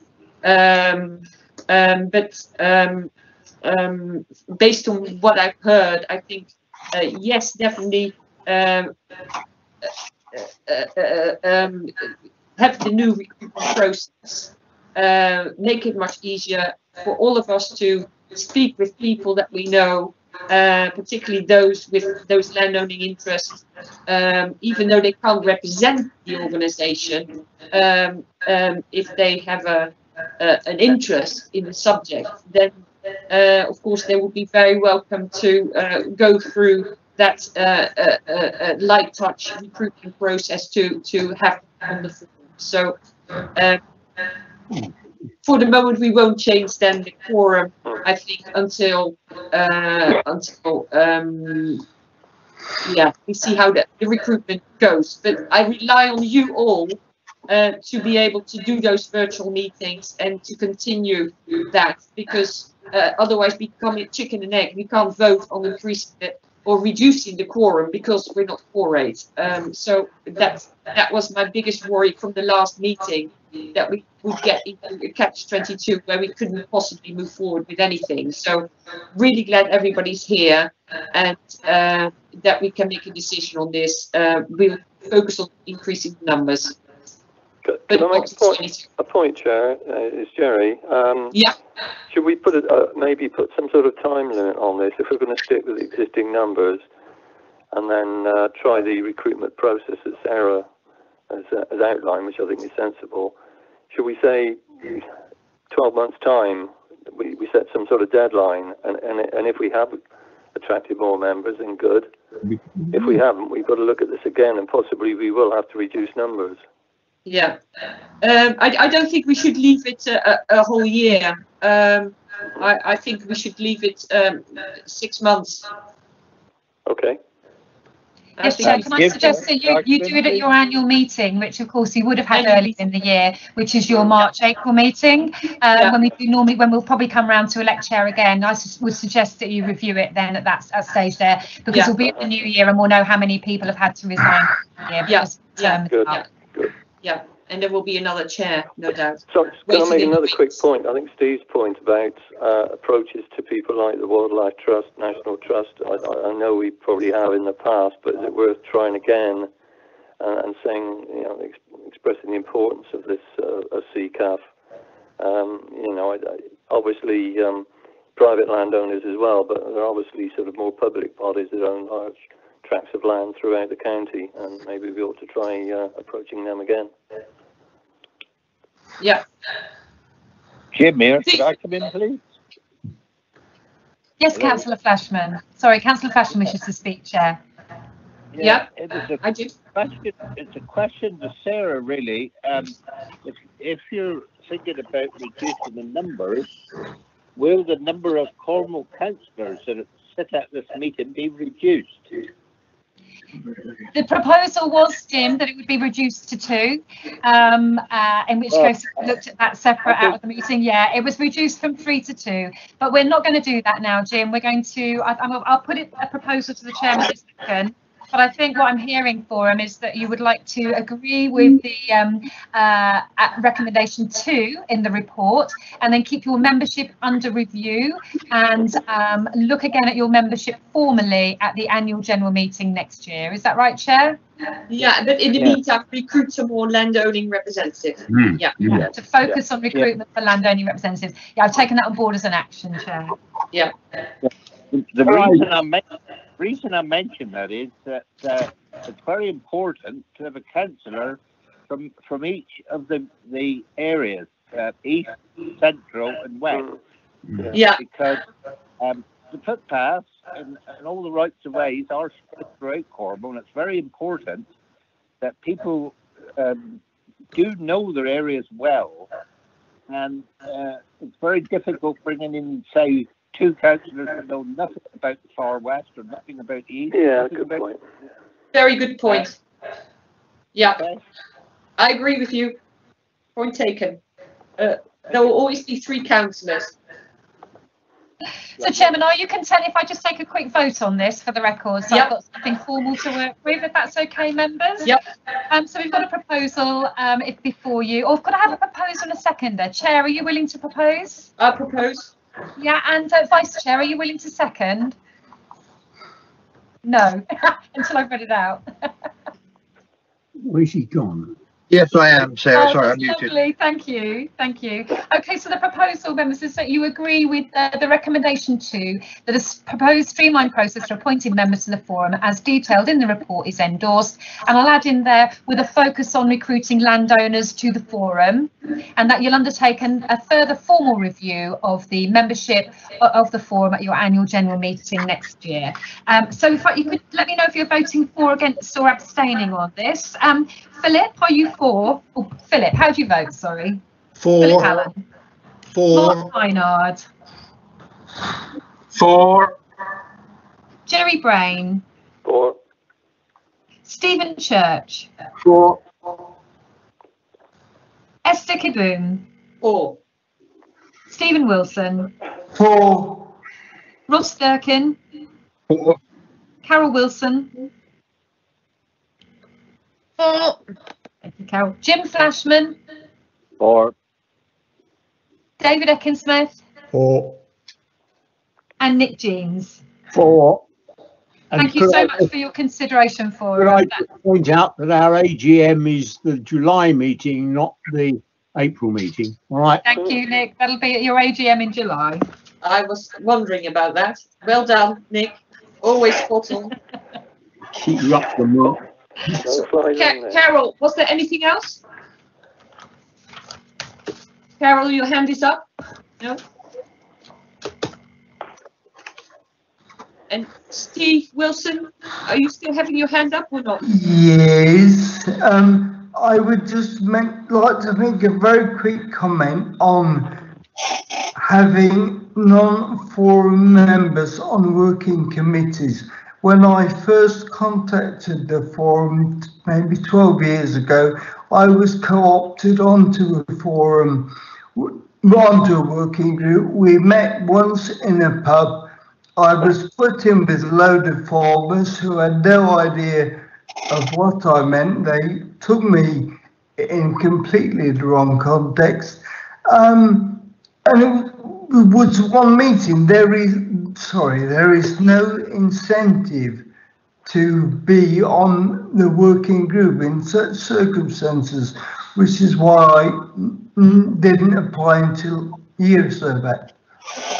If that's of any use. Yeah, of course, it stands and falls with how working groups work. I do understand. I'll leave that up to the lead of the working group, who they want to involve and how they manage the groups. It's a bit difficult for me to be the eyes and ears of every group, to be honest. No. But I'm very sorry you had that experience, Steve, on behalf of CCAF. It was years and years ago. It's not relevant. Yeah. Yeah. Okay.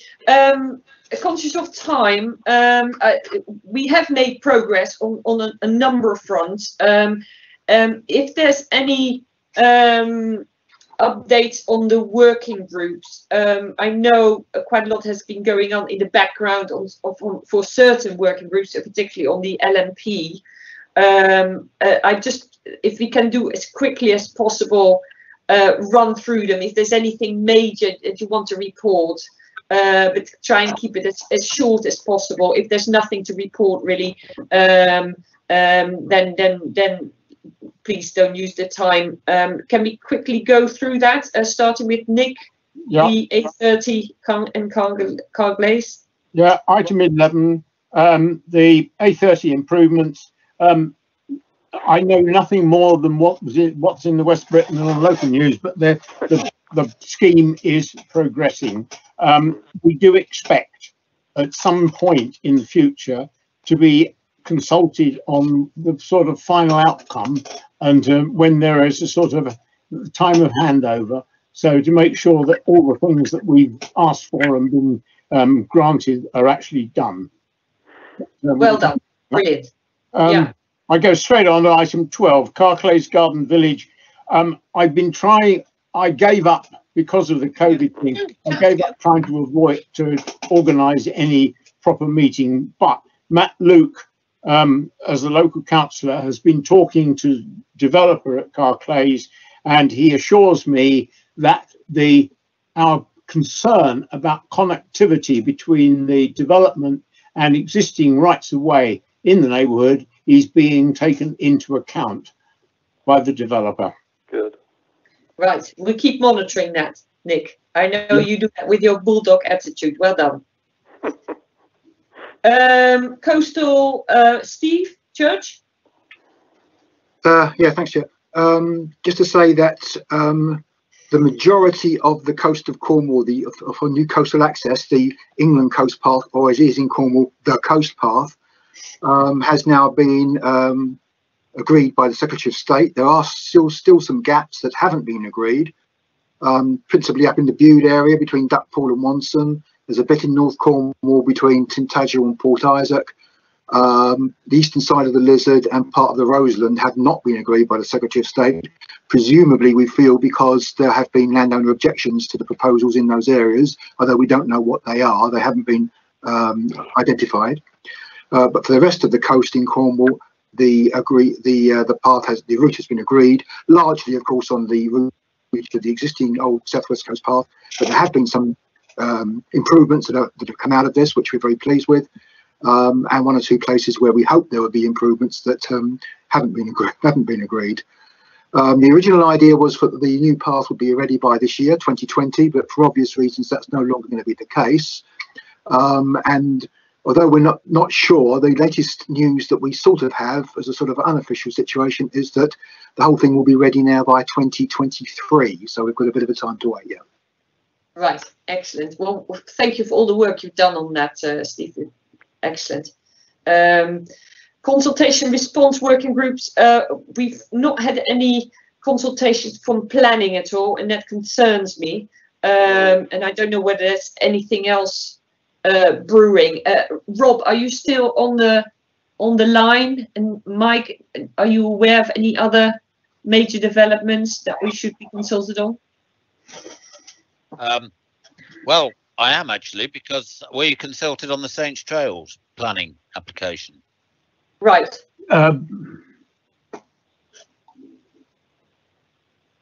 Sorry, Nick, you want to say something? Yes, I was going to say that the Saints Trails planning, not on the actual planning application, but in general terms, the Saints Trail proposals as they've been developing, we have, as a multi-use trails access working group, we've had a number of meetings with the design staff and whatnot, and up to date, I think Phil will confirm or otherwise, but up to date, all our concerns have been listened to, I think. So, Nick, do you have a pen handy?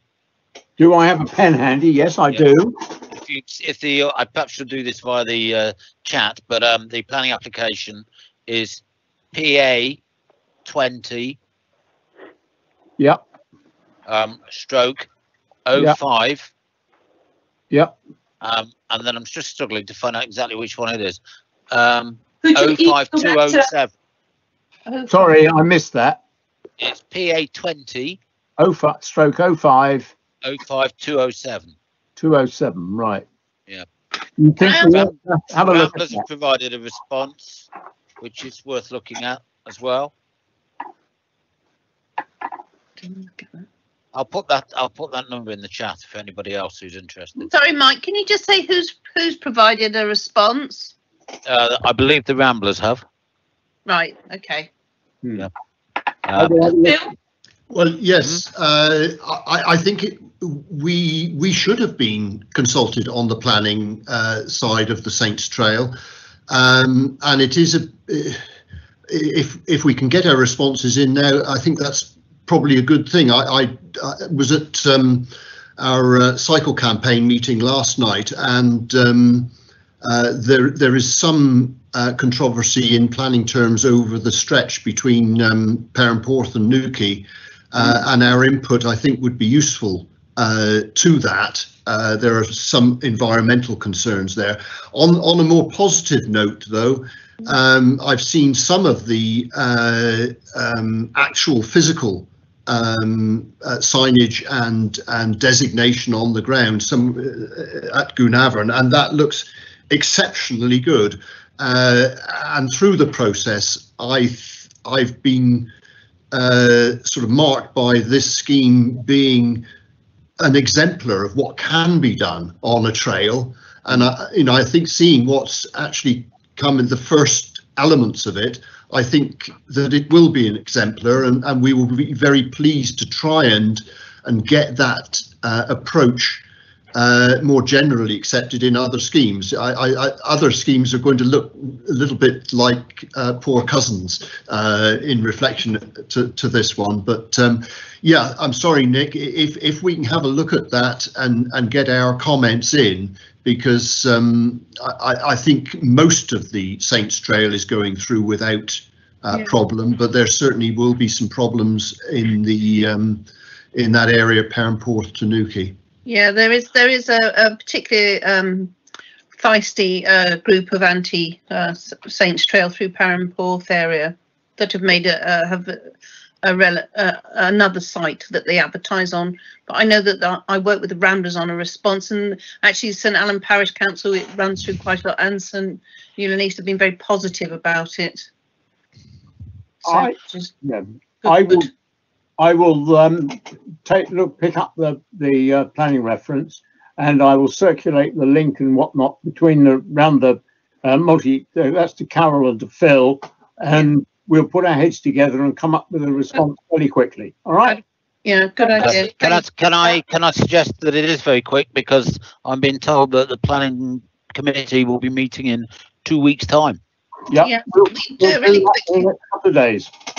Yeah, brilliant. Yeah. Thank you for that. But also there are 297 documents to look through, so don't underestimate the amount of work it will take. I think we've done quite a bit of chunks of it anyway, Mike. Okay, good. Right. Thank you. Brilliant. Actually, I'm under some pressure, as I say, to get our own response in. So I'm not. Again, I mean, I've worked with the group that was on the group dealing with this, and I think that we've already made quite a significant contribution to that. So I don't really see that there's an awful lot to say, but I will make sure we've got some comments in there anyway. Yeah. We're running.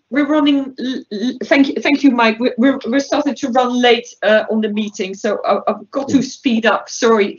Is it very urgent, Steve Wilson? It's very quick. Do we have an approximate completion date? 2022, I think. 22, yeah. Thank you. Okay. I also took part in the consultation by the AONB the management plan this morning. Nothing to report on other than that. The parish initiatives working group, Phil, I know you've been very active on that. You've done quite a lot of work together with Ross. Any more you want to say specifically? Not really, unless Ross has something specific to say, but we are looking to make communication with parish councils on the LMP, and Ross and I have volunteered to act as mentors stroke advisors if we get any response from parishes who wish to know more about the scheme. And we'll be very pleased to help them through the process. Is there anything you'd like to say, Ross?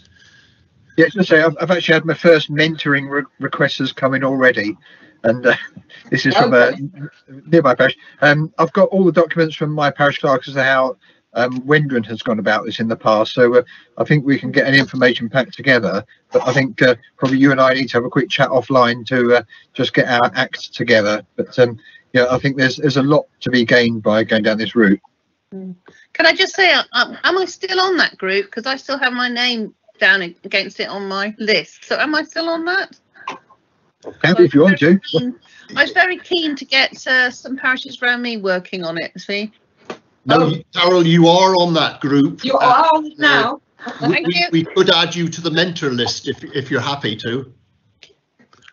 Well, I need to be mentored by you guys first, I think. Right. Nick, yeah, we've already talked about the Saints Trails thing. We've also, as a group, we've been involved with Cormac Design Team on the Truro North Access Road. And as far as that, unless Phil knows any better, because he's the cycle campaign people seem to be more up to date than I am. But Truro North, we also put our oar in, and I think we've been listened to. Yeah, no, well done, really well done on all those developments. Moorland and Open Access Working Group. Who's this? I don't know who chairs that chair. Is that Jim or not? Or is that not Jim? Yes, I'm still here. Over into the lockdown, they didn't hold a meeting this year. Or they may have had one between themselves, but I'm on the list. If something goes on, I shall go there. But yeah, I mean, this is a bit of a slow burn. We haven't taken it off because I know we're still trying to keep this one going. Yeah, but, they are interested in me coming to their meeting and listening to what they've got to say. Yeah, and I could put some input in as regards of the open space which people ought to be using more. And I think that the farmers have changed quite a bit. There's a lot of the sons now that are running the farms, and they've got a more open attitude. Yeah. Most of them are now into making some money from the holiday trade, so I think it will happen. Yeah, no, I think you're right, and with the new plans for the replacement for the basic farm payment, well, it's not really a replacement, but the support for farmers, the environmental land management scheme, those kind of payments for public goods and access will all be part of the package. So this sooner or later they will be coming to you, and they will be looking to promote this. So good. We are looking forward to the new agricultural bill being passed, and of course the leaving of the EU with some sort of decision made that we could all agree to. So yeah, it's a little bit there at the moment. So yeah, well, we hold our breath on that one. Multi-use trails working group. That's Nick again. We've been there. We've been there. That's us. Yeah. Okay, that's all done. Right of way, definitive map. Could I just give you a quick update of my discussions with Mike and Rob? Yeah. I've sent them a copy of the Rights of Way improvement plan, which I drew up with sort of input from all the forum members. I haven't had a response from them yet, which probably means they haven't read it yet. But as and when they do get around to reading, I'm sure they'll let me know what they think. But I think with all the other stuff they've got going on, perhaps they've got other priorities at the moment. But hopefully before Christmas, Mike will get 10 minutes to read it through. Have you seen it, Rob? And well, Rob's not here. He's gone off to another meeting. But I have opened the link. I looked at it. It was lots of words, and then I shut it again. So I'm sorry about that. I will look at it again in due course, and I'll give you some comments on it, Ross. But thank you for doing that. Oh, by the way, also, Linda told me that you'd hinted to her that a lot of it was stolen from the Devon action strategy as well. So I did admit that, yes. okay, that's good editing job. And a very sensible way of doing it as well. Why reinvent a wheel? On the DMMO group, which was has been linked in with this, I did suggest at the previous meeting that it might be wise to separate those two things out, because the improvement plan and the DMMO group, they don't really need to be linked. And I know that Carol is very keen on having some input on the DMMO side, so maybe it would be wise to split them and give Carol control of that particular group. Yeah, I think I remember that conversation, Ross, and I did say that because I wanted to try and get some training as I've done a few DMMOs and I'm working on a couple more of the Ramblers at the moment. But I'd like to but these are easy ones, so I need a bit more training on the more complex ones. So if anybody wants to join me, or I've got a budding, wants to do some research on that, but otherwise I'm quite happy just to plod away at them. Carol, we're always looking for volunteers. I know, I wish I had the time. I need to change jobs. Thank you. Anybody who could join that group? What group is it? This is the DMMOs, the Definitive Map Working Group.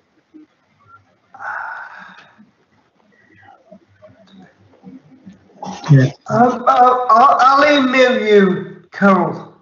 Okay, I'll tell you what it's about. Sorry? I can tell you what it enables. Well, I came across something that might be of interest to you, so okay. I don't know that I can help, but I came across something a while back. Thank you. And Nick? Sorry, you want to go on to 19, do you? Yes. Right. You had your hand up, so I thought you had something else. But let's go to 19. Oh, right. Yes. Sorry, I've forgotten to take it down before. But yeah, the China Clay Mineral Permission Review, I think Mike knows as much about this as I do, but we've been waiting really on Imerys to come back to us with some sort of proposals. And I think there is a bit of a impasse somewhere between planning and Imerys and whatnot. I don't know if you'd like to say anything, Mike. No. Mike? No again. Oh no, right. I think at the trouble with dealing with Imerys is it needs to be face to face, and with the present present situation, it's just not going to work. But it's something we've got to keep on the agenda, so to speak, and it will come back to life hopefully one day. Yeah. Okay. We'll park that one. With regards to a working group related to mobility, are we going to incorporate mobility in various working groups where that is the most relevant? For example, the local maintenance partnership, or would we want to set up a separate working group for access for less mobile people? I can't really go into this detail now because I'm not prepared for it. It will take too long, but I feel very strongly it needs to be an individual group, at least initially, because it encompasses whole of Cornwall, whole different areas, not just, it comes within every group, but not exclusive within every group. Does that make sense? Okay, no. I mean, we can discuss that after the presentation. Yeah, and exactly. Let's do that at the next meeting. You will be on the agenda. Sarah, would you mind making a note that Steve will have a slot, the presentation, and we'll form his working group at the next. Noted that as an action. Yeah. What I wanted to ask was if Sarah could let me know maybe by email what working groups I'm in and make sure that the leaders have my contact details, because I'm willing to help on several of these groups, but haven't had, I'm very interested in the open access, the moorland. I'm very interested in the coastal, and I'm very interested in the multi-use trails. I'm sure I've declared my interest, but nobody's sort of said, Yes, Right, Steve, Chair, I'll circulate a list of what I have. Well, I'll liaise with you, Chair, outside the meeting. We'll have a look at the membership, see whether we both concur, and then we'll circulate that to all the forum members and to Mike, so they're aware as well. Yeah. Thank you. Thank you. I think for Sarah's information, I think Lynn produced a complete list of group membership after the 2019 AGM July meeting, which was circulated in for the October meeting in 2019. I don't know whether I can find it, but it must be in somewhere on your in your records. That's really helpful, Nick. Yes, I will contact my colleague and make sure that we've got the list and it's updated and correct, and we'll circulate that to everyone. And like I say, I'll attach it to every agenda going forward, so you're always aware. It's good. That's brilliant. Thank you, sir. Sorry. Could I ask a question to the chairman? I did put an application form in for Martin Howlett, who was the NFU chairman of South East Cornwall. Yeah. And he agreed that he would come to the meetings, but I don't know if he's answered the form or whether he's filled it in. Well, that's very good news. So, Sarah, let's take this as the first test of our new recruitment process. We've got Martin Howlett, who is a farmer, who's also an NFU, but he is representing Deer Park Farm, Luckett Hill, Stoke Queensland. Yes, Chair, I've taken that to an action. We've got a potential member of the forum who's been identified, and I'll liaise with Jim outside of the meeting to make sure I've got his exact details, and I'll have a word with Mike also at the meeting about how we advertise the vacancy and get in touch with Mr. Howlett. All right, fantastic. Thank you very much, Sarah. Thank you.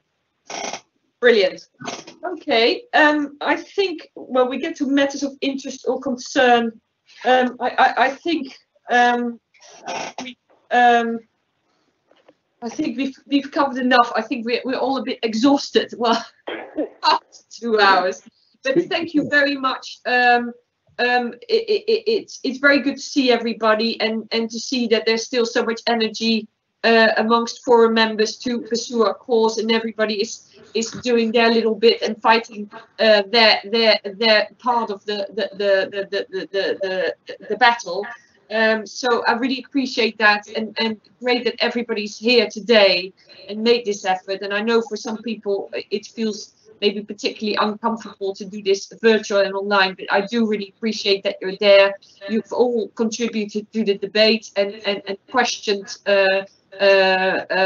sort of various proposals. Really good. I'm really grateful. Also, thanks to Rob Andrew. I know Rob isn't here. I'll drop him a line for being so frank and open with us about where they are and how they're taking the APSI review forward.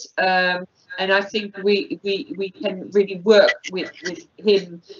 We've already started in particularly around the LMP in the Rights of Way improvement plan. And I think there's many more things we can work on together with him. So feeling positive. And yeah, if there's anything else, I mean, people can always drop me a line if they're particularly concerned about something or how I've managed the meeting not particularly effectively or whatever it is, but you're stuck with me as a chair for a little while longer now because you voted for that.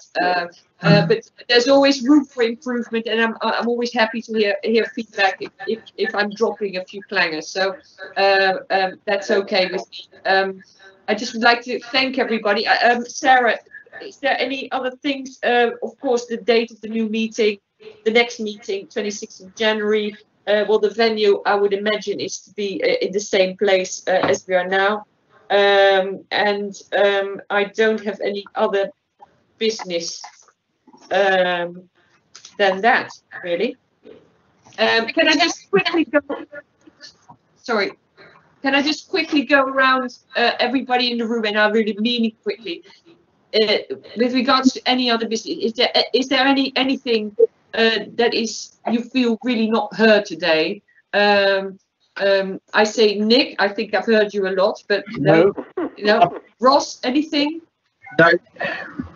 Phil? No. Steve Church? No.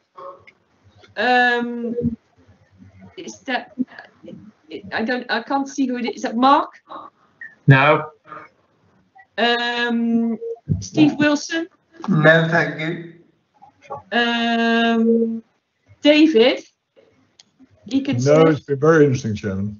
Right, interesting. I never know what that means, but Jerry? No, thanks, Esther. Jim? Yeah, one thing on actually raising money towards off the plan on the back of the funding. Actually, most of the big builders now pay still. Now, I would imagine that a lot of the parish councils are really hard pressed to apply for money because they've actually got some money in the coffers. I would imagine that some of that money could be actually hived off and used for the countryside stewardship games, even if it was only 1 or 2% of that. I think that I don't know the percentage exactly, but it's probably 20 or 30% of the build. I think that is a potential money pot there that could be investigated. Phil? Yes, thanks for that, Jim. Just to let the forum know, I'm on the mining trails forum, and we're very actively looking for funding to try and upgrade the mining trail. As you probably know, the funding for the mining trail sort of fell out around about 4 years ago. It was an original 10-year funding, and the trail is deteriorating because nothing is spent. Now, we are actively looking for SIL money to come into the mining trail. There could be anything between 20,000 needed and 2 million for the sorts of improvements we want to make. But just for Cornwall councillors' interest, as it were, yes, you may well be coming forward with an application. And I hope that Cornwall councillors will help that get through. Good, well done. Right. Okay. Have I asked everybody? Sarah, anything from you? Nothing from me. I don't think you asked Carol. I just wanted to check. Oh, sorry, Carol. Carol's gone, I think. Carol's gone. No, nothing further from me, Chair. Mike? No, nothing from me. Anybody else? I think you've got everyone now, Chair. Yeah. Okay. Well, thank you so much. Thank you, Sarah, for being efficient and getting everybody on. I look forward to receiving the notes. And everybody stay well and keep positive throughout the winter. Thank you, Chair. Well done, Chair. Thank you, Chair. Thank you. Bye-bye. Bye.